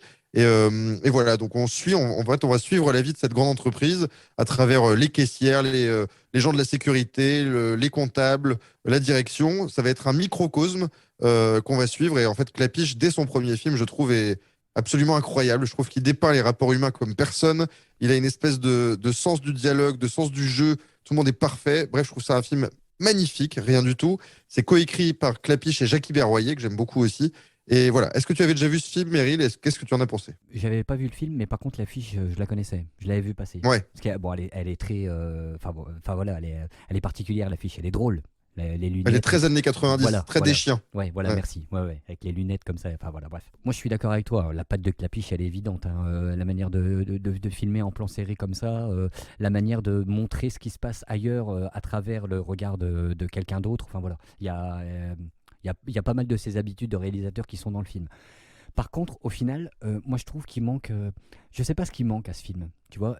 Et certainement, je crois que ce qui manque, c'est le petit soupçon d'humour ou carrément l'humour qu'il y a, tu sais, dans le Père Jeune ou. Ici, tu veux. Moi, je trouve qu'il y a de l'humour là-dedans. Je sais pas, il n'y a pas grand-chose qui m'a fait marrer, moi. Même, tu vois, même Lucchini, moi j'en attendais beaucoup de Lucchini. Et du coup, moi, Lucchini, je le trouve un petit peu fade là-dedans. Tu vois, il est très soft. Il fait pas du Lucchini. C'est pas ce qu'on lui demande. C'est bien là, c'est sûr. Mais du coup, tu vois, moi, qui suis-je pour critiquer Cédric Clapiche, mais moi, je trouve, si tu veux, qu'il y a trop de personnages. Et du coup, il n'y a pas assez d'intérêt pour chaque personnage. Les personnages ne sont pas assez développés et tu as du mal à t'accrocher. Tu vois, moi, j'aime bien Daroussin. Il y a des scènes où, quand il veut pas vendre la guitare parce qu'il dit qu'il a composé dessus puis qu'il préfère la garder. Tu vois, il y a des tas de scènes qui sont drôles, mais c'est pas non plus, franchement, c'est pas non plus super drôle. Tu vois, je trouve que il manque quelque chose. Tu vois. Mais c'est pas, tu sais, c'est pas vendu comme une grande comédie. Bien sûr, Encore une fois, tu as utilisé le thème, ce mot-là tout à l'heure, cette dénomination, c'est tranche de vie. Là, pour le coup, c'est vraiment une tranche de vie dans un grand magasin. Ouais. Et voilà, s'intéresser à une galerie de personnages. Attends, je suis d'accord avec toi, mais ça, c'est quand même c'est Clapiche. Clapiche, lui, tous ses films ne sont que des tranches de vie. Tu vois. Bien sûr. Le Péril Jeune, qui moi me fait bien marrer dans plein de scènes, c'est pas non plus, c'est une comédie, mais c'est pas non plus c'est pas drôle, tu vois. Il y a des scènes qui sont drôles, mais il y a quand même le côté tranche de vie qui prend le dessus. C'est plus, voilà. Donc voilà, moi je suis un petit peu déçu, mais voilà, tu l'as dit, c'est son premier film. Tu sens bien qu'il y a les prémices de plein de choses. En plus, c'est sympa parce que tu vois, tu retrouves pas mal de ces acteurs qui vont devenir ces acteurs fétiches. Antoine Chapet, Zindine Swalem, Simon Abkarian. Enfin, tu vois, il y a une paire d'acteurs, Fred Persson. Il y a une paire d'acteurs qui, voilà. Tu sens que voilà, le cinéma de Clapiche est en train de naître. Donc c'est pas un mauvais film. Mais bon, moi je trouve que tu ressors un petit peu du truc, un peu déçu. Tu ressors pas pareil de ce film-là que tu ressortais du Péril Jeune ou des Poupées Russes ou d'autres films. Quoi. Écoute, pour moi, c'est l'un de ses plus grands. Même quand j'étais gamin, alors je me faisais toujours un ordre, un top Clapiche. Et je mettais toujours rien du tout en premier, peut-être parce qu'aussi je l'ai vu très jeune. En fait, moi, j'avais été voir le Péril Jeune au cinéma 95, si mes souvenirs sont bons, 94. Et en fait, j'ai découvert rien du tout dans la foulée parce que j'ai voulu tout voir de ce mec-là. Moi, il avait fait que 2 films, donc ça a été assez vite. Et après, je ne cessais d'aller au cinéma voir Chacun cherche son chat, tous ces films-là que j'ai adorés. Et c'est vrai que rien du tout, je trouve que c'est vraiment la base de son cinéma. C'est une espèce de porte ouverte vers ce qu'il a fait. Et en fait, je trouve qu'il fait du cinéma français comme on le connaît très bien, c'est-à-dire s'intéresser à des petites gens, s'intéresser à des petites histoires d'amour, à des petites histoires d'amitié, à des petites histoires de rapport entre les employés et leur direction. Enfin voilà, des petites choses, des petits riens qui font un grand tout, quoi. Peut-être d'où le titre aussi. Mais moi, je trouve ça passionnant. En fait, ça m'a toujours intéressé sa façon de voir les gens, parce que je me sens très proche de son regard qu'il a sur les gens, une espèce de regard pas cynique, mais voilà, un peu détaché, un peu désabusé, en même temps plein d'empathie. Bref, je trouve ça vraiment brillant la façon dont il écrit ses personnages. Alors, tu l'as dit, le casting est fou. Alors, Antoine Chapet, je l'adore dans ce film-là. Ouais. Il a une scène où voilà, il est ultra timide et il a été traumatisé quand il était gamin parce qu'on lui a dit te trompe pas de trou quand il est parti avec une nana et ça l'a traumatisé. Bon, ça me fait beaucoup rire. Daroussin, il est sublime. Et il dirige une chorale parce que voilà, il crée une chorale à l'intérieur du grand magasin. Il a une gueule à un moment avec un plan serré sur lui. Le mec le plus heureux de la terre de diriger des gens qui chantent. Enfin bref, c'est magnifique. En fait, il y a plein de moments de grâce, moi je trouve, dans Rien du tout. C'est vraiment bourré de trucs saisis à la volée. En plus, il filme très bien ces grandes galeries qui peuvent... moi, c'est l'intérieur des grands magasins, ça me fout une angoisse. Ouais. C'est vraiment un truc que je déteste. Je déteste aller dans ce genre de magasin. Et là, je trouve qu'il rend ça glamour, il rend ça sexy, il rend ça intéressant. Il rend ça beau. Enfin bref, il a une manière de filmer pas possible. Il y a Nathalie Richard, moi, qui est une actrice que j'aime beaucoup, qui joue cette fille toujours un peu évasive, toujours un peu paumée. On va s'apercevoir qu'elle a plus de liens dans la boîte que ce qu'on croyait au début. Zinedine Swalem, tu en as parlé, qui est magnifique. Karine Viard, dans l'un de ses premiers rôles, qui est parfaite en espèce de... Franchement, il n'y a pas d'autre mot. Une connasse, c'est vraiment le genre de connasse qui dit du mal de tout le monde et qui est pas sympa. Enfin, voilà, une conne. Simon Abkarian, tu l'as dit, qui est super. Bref, il y a un casting magnifique. Il y a aussi une scène que je trouve incroyable, c'est quand il y a le marathon de Paris qui est organisé, il demande aux gens de courir, et puis finalement, il y a un des mecs qui passe le balai, qui est un des hommes d'entretien, qui est un Africain, et en fait, le mec gagne la course. Alors, ils sont tous là à le célébrer quand ils arrivent, quand il arrive premier, et puis en fait, une fois que les célébrations sont finies, le mec remet son petit truc, puis repart chez lui dans sa banlieue. Enfin, vraiment, il réussit des scènes comme ça, magnifiques. Excuse-moi, mais surtout que ils sont surtout déçus parce qu'il n'a pas le maillot quand il passe la ligne d'arrivée, il n'a pas le maillot des galeries, je crois. Il y a ce truc-là Exactement. aussi. C'est ça, ouais. Exactement. Oui, le cynisme toujours jusqu'au bout. Et puis, je trouve j'ai parlé de moments de grâce. Bon, voilà, moi, je considère que c'est un chef-d'œuvre, mais c'est un film qui ne se vit plus qu'il ne se dit. Donc, voilà, je vais laisser les gens le découvrir parce que c'est un film qui a été assez peu vu, hein, on va pas se mentir. Il y a une scène, à un moment, en fait, le film a été plein de bruit parce que on est dans un grand magasin, tout le monde parle, tout le monde piapiate tout le temps, il y a un bruit de fond constant. Et à un moment, il y a du silence. Et il y a une scène de silence. C'est rare de filmer le silence dans un film en disant je vais filmer le silence et c'est magnifique. Et il y a une actrice qui dit qu'est-ce que c'est beau ce silence. Et moi, je trouve que c'est une scène absolument magnifique, gracieuse, tout ce que tu veux. Bref, premier film pour Clapiche, coup d'essai, coup de maître, rien du tout. Pour moi, c'est un chef-d'œuvre. On va continuer avec le top 2, Meryl. Nous sommes en 1992, le top 2. Le premier film de ma vie que je verrai 2 fois au cinéma, parce que j'ai été le voir une fois avec mon père, une fois avec ma mère. Pour moi, c'était l'entrée dans un monde merveilleux. C'était Hook, un film de Steven Spielberg, relecture de Peter Pan, Robin Williams qui joue Peter Pan, Dustin Hoffman qui joue le capitaine Crochet, Julia Roberts qui joue la fée Clochette, musique de John Williams, une fois de plus, il est encore là celui-là. Et voilà, pour moi c'est un enchantement, je crois que aucun cinéaste, à part peut-être Victor Fleming avec Le Magicien d'Oz, n'a réussi à retranscrire aussi bien l'imaginaire enfantin. Enfin, je trouve que c'est vraiment absolument parfait ce qu'il a réussi, Spielberg. Et pourtant, c'est l'un de ses films les plus décriés. Il y a plein de fans de Spielberg qui lui tombent dessus en disant c'est son pire navet, c'est vraiment une merde et tout ça. Pour moi, c'est l'un de ses plus grands. Qu'est-ce que tu en penses, toi, Meryl, qui était un peu plus âgé que moi et peut-être qui a moins vu ça avec des yeux d'enfant à l'époque? Carrément. Et je l'ai même pas vu quand il est sorti, moi, tu vois. Je l'ai vu plusieurs fois maintenant depuis, hein, mais je l'ai pas vu quand il est sorti et j'ai dû le voir quand même pas mal de temps après. Et je sais qu'à l'époque, moi, ça m'avait plu. Déjà, ça m'avait plu parce que ce qu'il faut dire, Dustin Hoffman là-dedans, c'est incroyable. C'est incroyable. Il est habité par son rôle. C'est vraiment totalement. Quand tu sais qu'en plus, moi je lisais en regardant sur le film qu'il avait été imbuvable tout au long, il arrivait bourré et tout, mais à tel point que Robbie Williams se foutait de sa gueule. Enfin, il y a vraiment eu des relations vraiment conflictuelles entre lui avec Spielberg et tout. Tu te demandes comment il a pu sortir le truc avec autant de brio, quoi. Il crève. T'es sûr qu'il était bourré? T'es sûr de ça? Bourré, je sais pas, mais j'ai lu il faisait sa star et tout ça. Il arrivait en retard, il y a des fois il venait pas. Mais je crois qu'il traversait une période assez spéciale de Dustin Hoffman. Alors je sais pas si j'ai noté bourré, peut-être je me trompe. Hein. Ouais. Mais parce que la légende dit que tu sais comme il est à l'école Actor Studio, il était imbuvable pour que les autres le voient comme un imbuvable et en dehors et dans le film, tu vois. Il est comme De Niro. La légende. Ouais, d'accord, il est comme De Niro tout ça. La méthode. La méthode. Ouais. Robbie Williams, c'est un acteur que j'adore, c'est un acteur génial, c'est en plus un acteur qui a un capital sympathie de 500%. Malgré tout, Dustin Hoffman est tellement bon là-dedans qu'il réussit même à prendre le pas sur le héros qui est Robin Williams dans le film. Là, je trouve qu'il y a le duo avec Bob Hoskins qui là, pour moi aussi, alors, pourtant c'est pas... Mouche.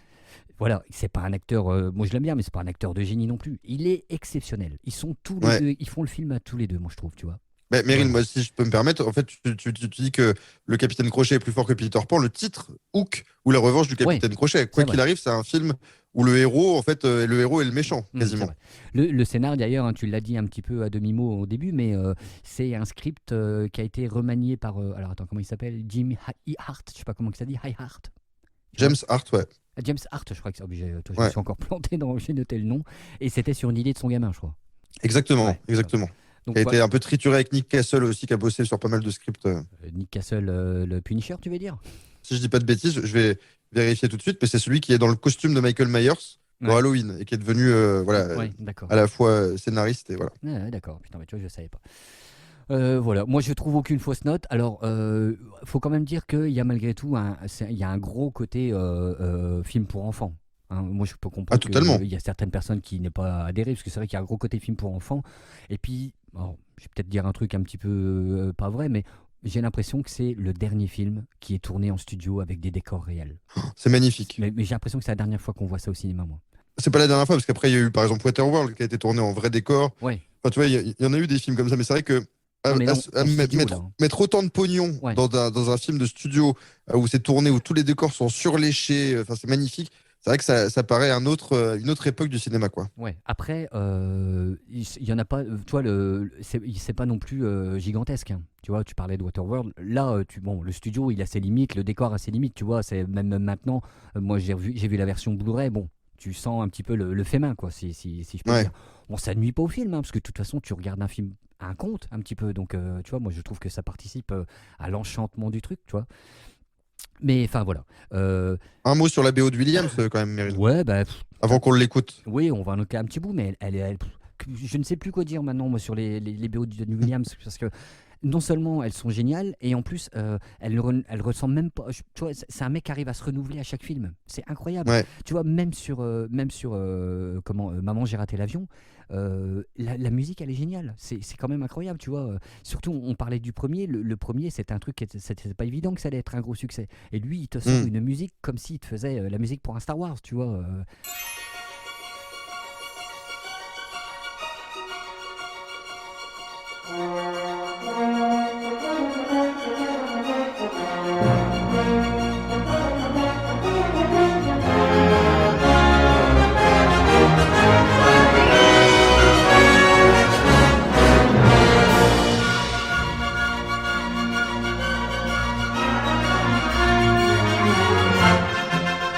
Petit mot sur. Il y a pas mal de caméos, Meryl, dans ce film-là. Ça, c'est une des régalades du film parce que Spielberg s'est amusé à glisser pas mal de potes. Alors, il y a une scène où, voilà, où on voit des gens s'embrasser sur un pont. Bah, c'est George Lucas et Carrie Fisher, donc Princesse Leia et le réalisateur de Star Wars. Dans le rôle de l'un des pirates avec une grosse barbe, c'est Glenn Close, qu'on voit dans un plan, au détour d'un plan. Et puis, il y a aussi Phil Collins, qu'on voit un tout petit peu. En flic. Voilà. Ouais. Et En flic, exactement. Gwyneth Paltrow, bon, qui fait plus qu'un caméo, hein, parce qu'on la reconnaît, mais ouais, Oui. Gwyneth Paltrow aussi. Ouais. Il y a le petit Good Morning Pays Imaginaire qui m'a bien fait marrer au début, tu vois. C'est Ouais. grosse période de toute façon de Robin Williams, hein. On dit que c'est un film qui n'a pas marché. Bon, ça a quand même rapporté 300 millions à l'international. Ouais. Donc, Ça en a coûté 70. voilà, c'est clair que c'est loin d'être un film qui a. Il a pas ruiné un studio, ça c'est sûr. Moi je trouve, si tu veux, que c'est certainement l'un des meilleurs et peut-être même le meilleur film pour enfants, parce que réalisé par Spielberg, qui est certainement le réalisateur qui est connu pour mettre très souvent dans ses films de l'enfance, des enfants, des réactions d'enfants par rapport aux adultes, etc. En ça, c'est vraiment une totale réussite. Moi, tu vois, j'ai eu beaucoup de gens récemment ces dernières années, beaucoup d'amis autour de moi qui ont eu des enfants, et ils me disent souvent, on sait pas trop quoi leur montrer. Moi, je dis Hook, toujours en premier film, parce que pour moi, c'est un film que tu peux montrer à des gosses de 5 ans, puis à des gosses de 15 ans, ça marche aussi. Enfin, tu vois, il y a une espèce d'imaginaire qui est tellement fort, il y a une identité visuelle qui est tellement forte. Ça dure 2h20, tu t'ennuies pas une seconde, il y a plein de personnages, ça va dans tous les sens, mais en même temps, c'est très centré sur une intrigue principale.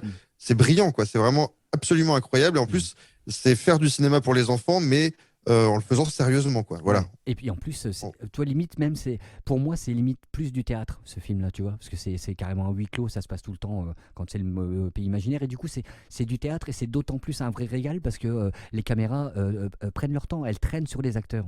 Tu vois énormément, et c'est pour ça que le rôle d'Hoffman est très charismatique, et parce que voilà, il y a énormément d'Hoffman dans le film, et tout est parfait, hein, ses moustaches, ses dents, ses deux dents, enfin sa voix rocailleuse, justement on en parlait pour le film d'avant, mais la fameuse voix de merde, son nom m'échappe, Richard Darbois, là, Arnold Schwarzenegger, Sylvester Stallone, Harrison Ford, enfin voilà, ouais, t'as raison de dire c'est un film pour tous les âges, mais même si ça peut faire chier les adultes qui ne l'ont pas vu avant, je peux t'assurer que ça va éclater tous les gamins à l'âge d'au moins de 15 ou 17 ans, c'est sûr.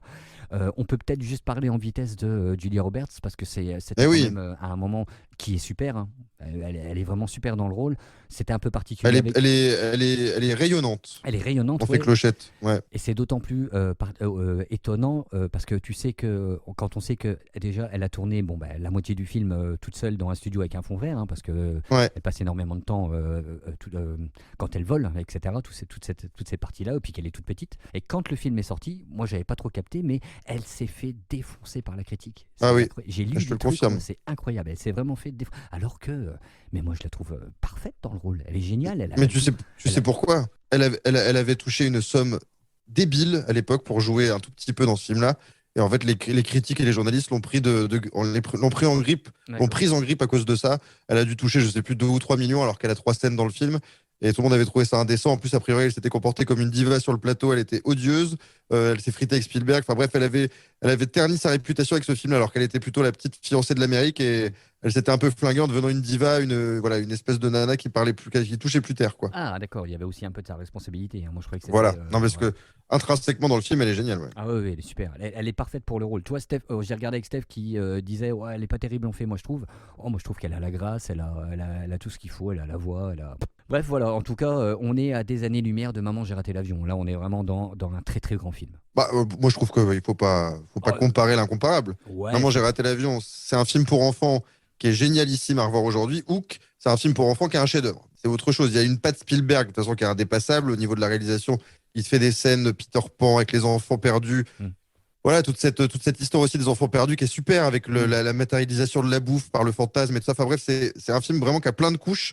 Et je ne comprends toujours pas l'image catastrophique qu'a ce film-là. Je n'ai jamais compris. Alors, en plus, quand on parle aux gens de ma génération, c'est-à-dire aux gens qui avaient entre, on va dire, 5 et 10 ans quand c'est sorti, tout le monde est fan. Voilà, donc c'est un film générationnel, je pense, parce qu'on a tous découvert ça gamin et on a adoré.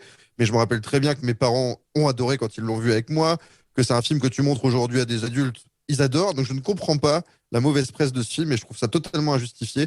Et donc, Hook, j'ai failli le mettre numéro 1, parce que pour moi, c'est vraiment un chef-d'œuvre absolu. J'ai failli le mettre numéro 1 de ce top 1992, mais j'ai longuement hésité. Et puis, je me suis dit, alors, on a eu les débuts de Clapiche avec Rien du tout, et on a les débuts d'un autre maître en cette année 92, c'est Quentin Tarantino, qui trône tout en haut de ce top 1992 avec son tout premier film, Reservoir Dogs. Alors voilà, là, on change totalement de registre. On passe du film pour enfants, du pays imaginaire, à vraiment le hangar avec du sang partout et des mecs qui ne pensent qu'à se flinguer.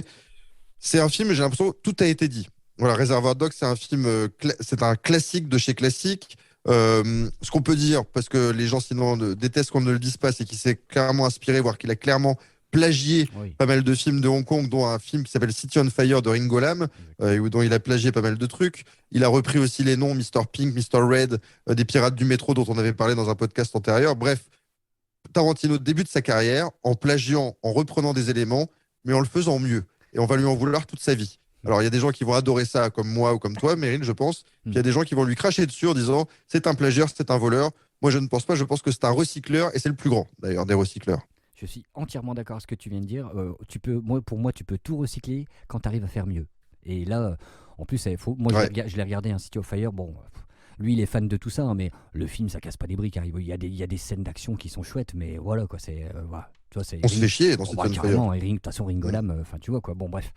Toi qui es fan de Van Damme, je sais pas si tu as vu le film qu'il a fait, Réplicante, c'est pas ça? C'est l'un de ses meilleurs, tu vois. Ah, d'accord. Parce qu'il a aussi fait Risque Maximum, qui est nettement moins bon. C'est celui où là, la coupe mulet et la moto, non? Ah non, ça c'est chasse à l'homme, ça, je crois. Ouais, exactement. Bref, donc tu l'as dit, premier film d'un fou génial. Hein, parce que toi, Tarantino, je l'avais un peu mis de côté dernièrement, là, parce que j'ai toujours pas regardé Les 8 salopards. Ouais, Les 8 salopards, merci. Qui pour moi sont l'un de ses deux mauvais films. D'accord, tu vois, je l'ai toujours pas regardé. Et puis tu vois, ça fait longtemps qu'il a pas sorti un film qui m'a vraiment éclaté. J'ai bien aimé Once Upon a Time, tu vois, hein, mais bon, voilà, ça fait longtemps qu'il a pas sorti un Pulp Fiction. Tu vois, moi, Once Upon a Time, il y a des tas de qualités, il y a des tas de choses que j'adore, mais on est loin de Pulp Fiction, Jackie Brown et puis Reservoir Dogs. Et du coup, pour moi, c'est une carrière constellée de chefs-d'œuvre, même Once Upon a Time en fait partie. Ouais, voilà. En revoir Reservoir Dogs me remet la claque en me disant, mais putain, c'est quand même incroyable. Le mec sort de nulle part. Le mec est un geek. Le mec travaillait dans un vidéoclub avec des acteurs qui sont alors soit un peu sur le, comment on dit, un peu sur le retour, ou soit qui sont pas encore relativement très connus. Il y a quoi? Il y a Harvey Keitel qui est peut-être plutôt pas mal connu. Oui. C'est tout. Oui. Il fait un putain de polar, un des meilleurs polars. Il fait ça, donc maintenant on connaît l'histoire. De toute façon, c'est pour un budget assez limité. Il fait ça avec des acteurs qu'il n'a pas dû payer très cher. Hein. Et puis, à part Harvey Keitel, bon, il y a Michael Madsen, on l'a vu avec les films qu'on voit pas mal, qu'on a déjà vu pas mal dans des films de podcast, qui commence à avoir une carrière. Mais c'est vraiment ce film-là qui va l'installer d'ailleurs en gros méchant badass. Hein. De toute façon, sa scène à lui, c'est la scène culte du film. C'est la scène de l'oreille. Voilà, et elle est tellement culte qu'il va refaire un succès avec le morceau de je sais pas qui, hein, d'ailleurs. Tarantino et on va pouvoir écouter pas mal de morceaux, Meryl, je pense, pour Reservoir Dogs. Ouais. On écoute déjà celui-là. Stuck in the Middle with You.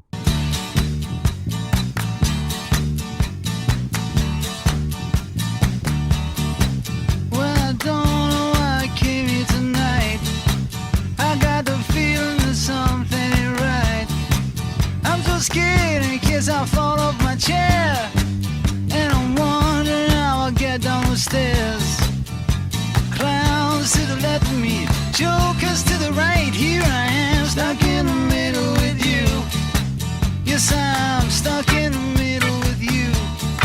Donc, de toute façon, la musique dans les films de Tarantino, c'est quelque chose, parce que lui, il fait ça des Reservoir Dogs, il se fait un malin plaisir à aller rechercher soit des tubes un peu oubliés et démodés, ou soit des trucs complètement démodés, mais qui collent parfaitement à son image, et il te fait toutes ces BO comme ça, et il te ressort des morceaux qui finalement deviennent des morceaux géniaux à l'image, quoi. C'est vraiment... Donc voilà, comme je disais, que dire de plus sur Reservoir Dogs, parce que c'est un film, voilà, ça a cartonné en plus quand c'est sorti, toi, c'est même pas... En fait, il a certainement galéré à monter Reservoir Dogs. Ce qu'on peut dire de Reservoir Dogs, c'est qu'il y a déjà tout l'attirail du réalisateur. Il y a déjà toutes ces façons qu'il a, tu sais, de te régaler avec des discussions qui n'ont pas de sens. Ouais. Mais tu vois, je prends un exemple, par exemple, la discussion du démarrage sur le Like Virgin de Madonna. Tu vois, tout ça, c'est une manière de... ça fait un petit peu la touche Tarantino. Il y a du gore, parce que faut reconnaître quand même que, bon, tu as parlé du découpage d'oreilles, mais voilà, enfin, il y va pas. Le cinéma de Tarantino est très réaliste. Ça, dans ses films, même dans Pulp Fiction, quand tu vois quelqu'un qui shoot, tu vois quelqu'un qui shoot. Là, quand tu vois quelqu'un qui se fait découper une oreille, tu vois quelqu'un. Tu vois, c'est un cinéma très réaliste, très bande dessinée. Je pense qu'on peut dire ça aussi. Limite, tu vois, c'est très storyboardé peut-être. Après, je prends pas de risque parce que je suis pas sûr que c'est quelqu'un qui travaille avec un storyboard, parce que ce mec-là, de toute façon, il a tout dans sa tête. Donc, ces scènes sont tellement travaillées que c'est l'impression que ça donne. Je fais une petite parenthèse. Moi, je trouve que c'est l'un des rares mecs. Alors, peut-être que je mettrais Hitchcock dedans ou je mettrais peut-être Kubrick, mais tu vois, c'est l'un des rares mecs qui me fait cette impression-là. À chaque fois que je découvre un de ses films ou que je revois un de ses films, même si je les connais par cœur, c'est que tout de suite, tu te sens, c'est comme dans des chaussons. Tu as l'impression d'être devant du cinéma et tu te dis, ah, je vais être bien et je sais que je vais me faire balader pendant 2 heures par un mec qui gère ça mieux que personne, qui va me plonger dans un univers, qui va me faire découvrir des trucs que je n'ai jamais vus, qui va me faire découvrir des personnages qui vont me rester en tête toute ma vie. Je vais rentrer dans des univers inconnus, mais qui vont me marquer à vie. Bref, je trouve que c'est un raconteur d'histoire et un montreur d'images, comme il y en a très très rarement eu dans l'histoire du cinéma. Et Tarantino, pour moi, c'est l'un des plus grands. Dès le début de Reservoir Dogs, dès la première scène, comme tu le dis, au lieu d'instaurer des personnages en les montrant dans leur quotidien ou avec des choses banales, une discussion autour d'une table, un plan circulaire, eux qui sortent tous en costard et en cravate du bar, et cette musique qui démarre.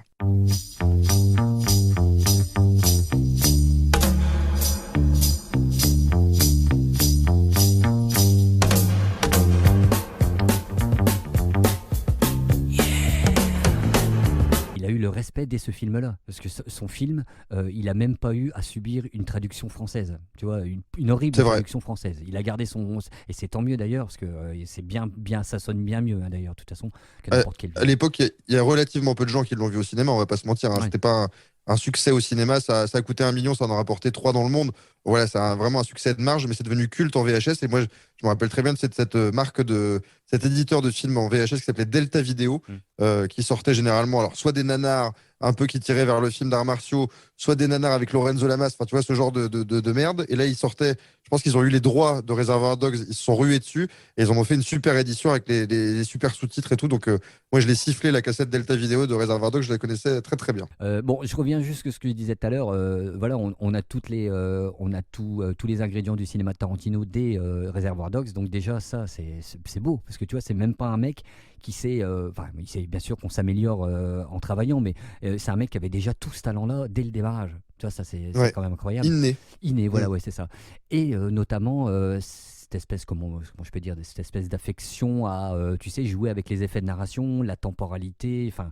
Tout ça, c'est ça aussi, ça fait son cinéma. Par exemple, je pense à la scène, tu sais, dans Reservoir Dogs, où Tim Ross est avec le flic et qui raconte la visite. C'est extraordinaire. C'est génial. C'est un chef-d'œuvre dans le chef-d'œuvre, cette exactement, scène. C'est exactement. C'est vraiment génial, la visite aux chiottes avec les doigts. En même temps, il te parle du futur des potes. Il te mélange la scène où il est en train de raconter ça, l'histoire. Enfin, voilà. Il faut vraiment avoir des sacrées qualités pour pouvoir être capable de faire ça, mettre ça à l'image et que ça tienne la route. Franchement, c'est quand même. Faut être génial. Faut être génial. Tarantino est génial. Et en plus, tu vois, moi, ça me fait plaisir que tu parles de cette scène-là, parce que je trouve que c'est un monument dans un film qui est déjà un monument. Mais en plus, on sent que c'est un mec qui s'amuse, Tarantino. En fait, il jubile tellement du cinéma des autres que quand il en fait bah, il a envie de faire jubiler tout le monde et du coup, il n'arrête pas de nous faire des trucs où on se dit ah l'enfoiré, putain, il va faire ah c'est trop bon, ah c'est trop bien, machin. Enfin, c'est vraiment du plaisir à la seconde, à la minute, que du plaisir, quoi. C'est vraiment incroyable. Et ce qui est incroyable en plus, c'est que, tu as entièrement raison, mais ce qu'on pourrait dire à la suite de ce que tu viens de dire, c'est que c'est un peu un mec qui fait du cinéma pour cinéphiles, tu vois, régaler. Oui, Mais alors que oui. c'est pas ça du tout, parce que c'est un réalisateur hyper populaire, il plaît à tout le monde. Tout le monde se retrouve dans ses films. Oui, oui, c'est l'un des rares, tu as raison de le dire, c'est l'un des rares qui a réussi à faire une jonction totale entre cinéphile et grand public. En plus, c'est l'un des rares mecs aujourd'hui. Tu demandes à un mec dans la rue, on connaît le nom de Tarantino. Ah oui. Je pense pas qu'ils connaissent le nom de J.J. Abrams ou le nom de Joss Whedon, tu vois, les mecs qui ont fait des Marvel ou des trucs comme ça. Exactement. Tarantino, c'est devenu une marque. On va voir le nouveau Tarantino, comme on allait voir le nouveau Truffaut, le nouveau Kubrick. Voilà, c'est une marque, Tarantino. Alors, juste, je termine en vitesse là-dessus, parce que j'ai lu ça, ça m'a un peu étonné. Je savais pas que Samuel Jackson avait été recalé au cast, tu sais, pour la rôle justement du flic du Black qui lui raconte Ah, je ne l'histoire. savais pas. Ouais, il a été recalé pour Tarantino a profité Randy Brooks. Bon, c'est pas Ouais. grave, hein, parce que quand on sait après comment Tarantino va propulser la carrière de Jackson, bon, voilà, Ouais, ça m'étonne. c'est pas trop grave. Mais après ça, c'est aussi, et moi j'aime ça aussi chez Tarantino, parce que ça montre en plus que c'est quelqu'un qui adore les acteurs. Tu vois, c'est quelqu'un Ah qui oui. écrit pour les acteurs. C'est obligé, ça se sent qu'il écrit pour un acteur, et avec un acteur en tête. Tu vois, c'est pas. À mon avis, ses castings, il fait peut-être pour les autres rôles, mais les acteurs principaux, il les a déjà en tête quand il écrit ses films. Et ce qu'il fait là, un petit peu pour Tim Roth. Et puis un petit peu aussi pour Harvey Keitel et un peu pour Michael Madsen, même si lui sa carrière commençait, hein, il était sur la pente montante, hein, si on peut dire. Il va le faire plus tard pour Travolta, il va le faire plus tard pour Pam Grier, et je trouve que ça c'est pareil, ça c'est comment je peux dire, c'est le signe du mec génial, quoi. Tu vois, le mec te ressort des acteurs complètement blacklistés. Non, moi, ce que j'adore, pour compléter ce que tu dis, c'est que, en plus, Tarantino, ce que j'adore avec lui et ses goûts, c'est qu'il ne fait pas de mépris de classe. C'est-à-dire que les choses qui peuvent paraître très ringardes, très démodées, plus du tout adaptées à l'époque, il en a rien à foutre. Lui, il met des gens qu'il a toujours aimés, alors des musiques qui peuvent paraître décalées, un peu démodées. Pam Grier, qui était devenue une nana qui tournait que dans des séries Z, il la reprend. Tim Roth, bon, il naît à l'époque, mais tu vois, il a fait ça avec plein de monde. Travolta, c'était vraiment le dernier des ringards avant qu'il le fasse venir dans Pulp Fiction. Enfin bref, c'est un mec qui s'en fout du camp dira-t-on, qui prend les gens qu'il aime et qui les dirige admirablement bien. Et c'est vrai que un Tim Roth, par exemple, pour moi, il a une carrière quand même très importante, Tim Roth. Mais pour moi, Tim Roth, sa vie, c'est Mr. Orange dans Reservoir Dogs. Point. De toute façon, on n'est pas les seuls à le dire, et puis on sera même, on va continuer à le dire, hein, de toute façon. Mais le truc avec Tarantino, c'est qu'il est doué en tout. Il est doué pour écrire, il est doué pour filmer, il est doué pour composer ses cadres, il est doué pour composer ses décors, il est doué pour diriger ses acteurs, il est doué pour son montage, parce que le montage c'est pareil, hein. Et en plus, pour tout ça, il a un avantage par rapport aux autres, c'est que, comment je pourrais dire ça, il a un côté un peu styliste.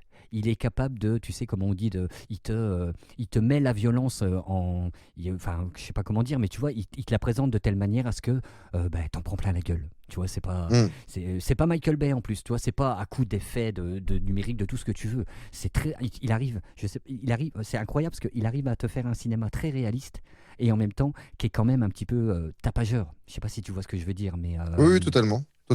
Voilà, Mais c'est vraiment le mec enfin, pas des compromis, au contraire, mais c'est le mec où t'as l'impression que tous les points cardinaux du cinéma se rejoignent, quoi. Ouais. C'est la réalisation tu te dis, mais la classe de la réalisation, j'ai rarement vu ça. Les acteurs jouent extrêmement bien. La musique tombe pile. T'as l'impression que à la seconde près, c'est le bon plan, le bon montage. Enfin bref, c'est un régal. T'as l'impression que la NASA a fabriqué le film ultime. Ah non, c'est un mec derrière, quoi. C'est Tarantino qui a fait tout ça. Un petit mot, parce qu'on a parlé Harvey Keitel et Michael Madsen, tu vois, les deux compères de Thelma et Louise qui reviennent dans ce film-là, c'est à signaler. Tim Roth, on en a dit plein de bien. Steve Buscemi, hein, qui est quand même extraordinaire. Moi, Steve Buscemi, c'est un acteur que j'adule. Puis après, il y a des têtes de cinéma, Laurence Tierney, qu'on voit un petit peu. Tarantino qui joue lui-même. Bon, il aura la bonne idée souvent de ne pas se diriger, parce qu'il est quand même pas très bon acteur. Tu vois, il a toutes les qualités, Tarantino, mais c'est pas un bon acteur. Enfin, je crois qu'on peut. Oublie pas, s'il on te peut le plaît, dire. n'oublie pas Chris Penn, qui moi est un acteur que Eh j'adore. oui, J'adore Chris bien Penn, sûr. qui va faire après True Romance. C'est vraiment un acteur que Nos funérailles aussi, c'est avec Walken.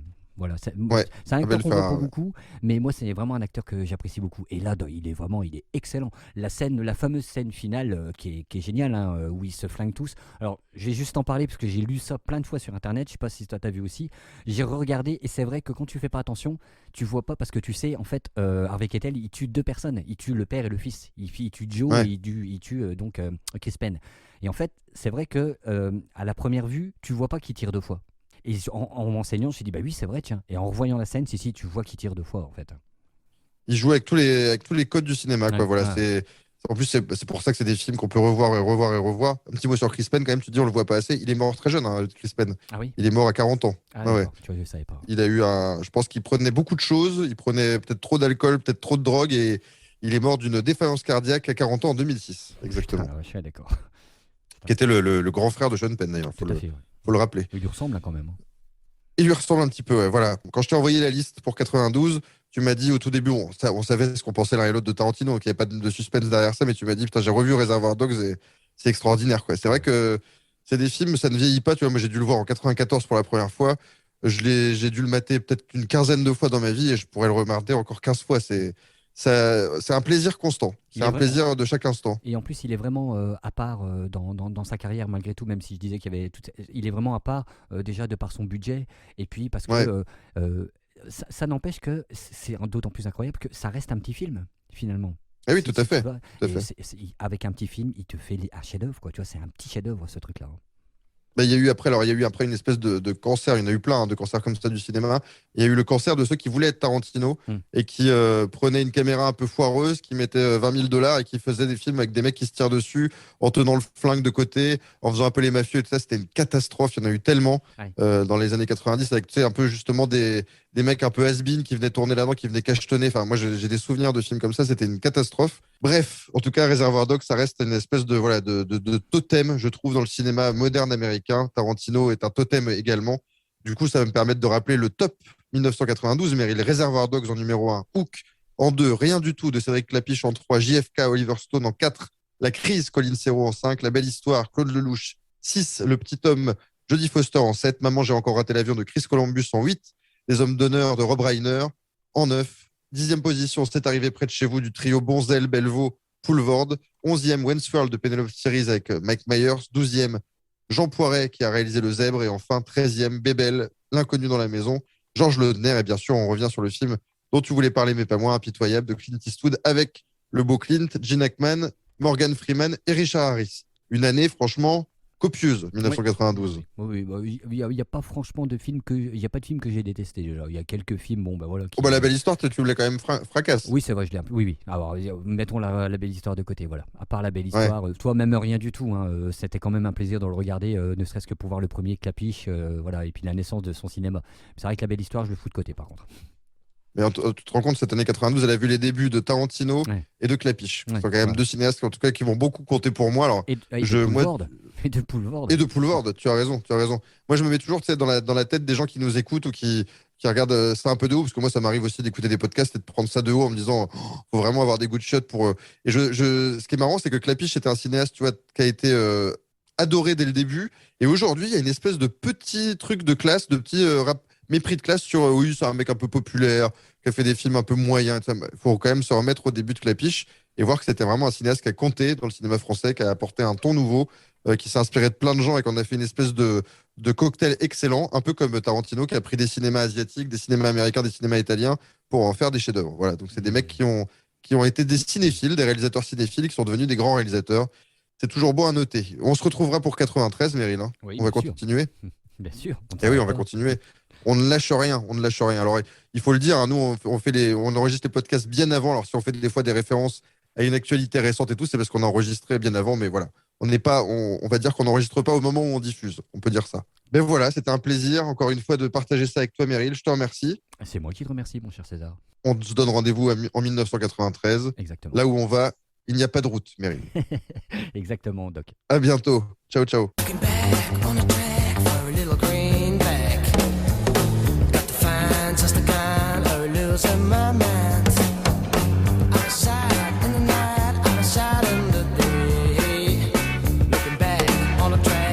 Do it my way. Outside in the night.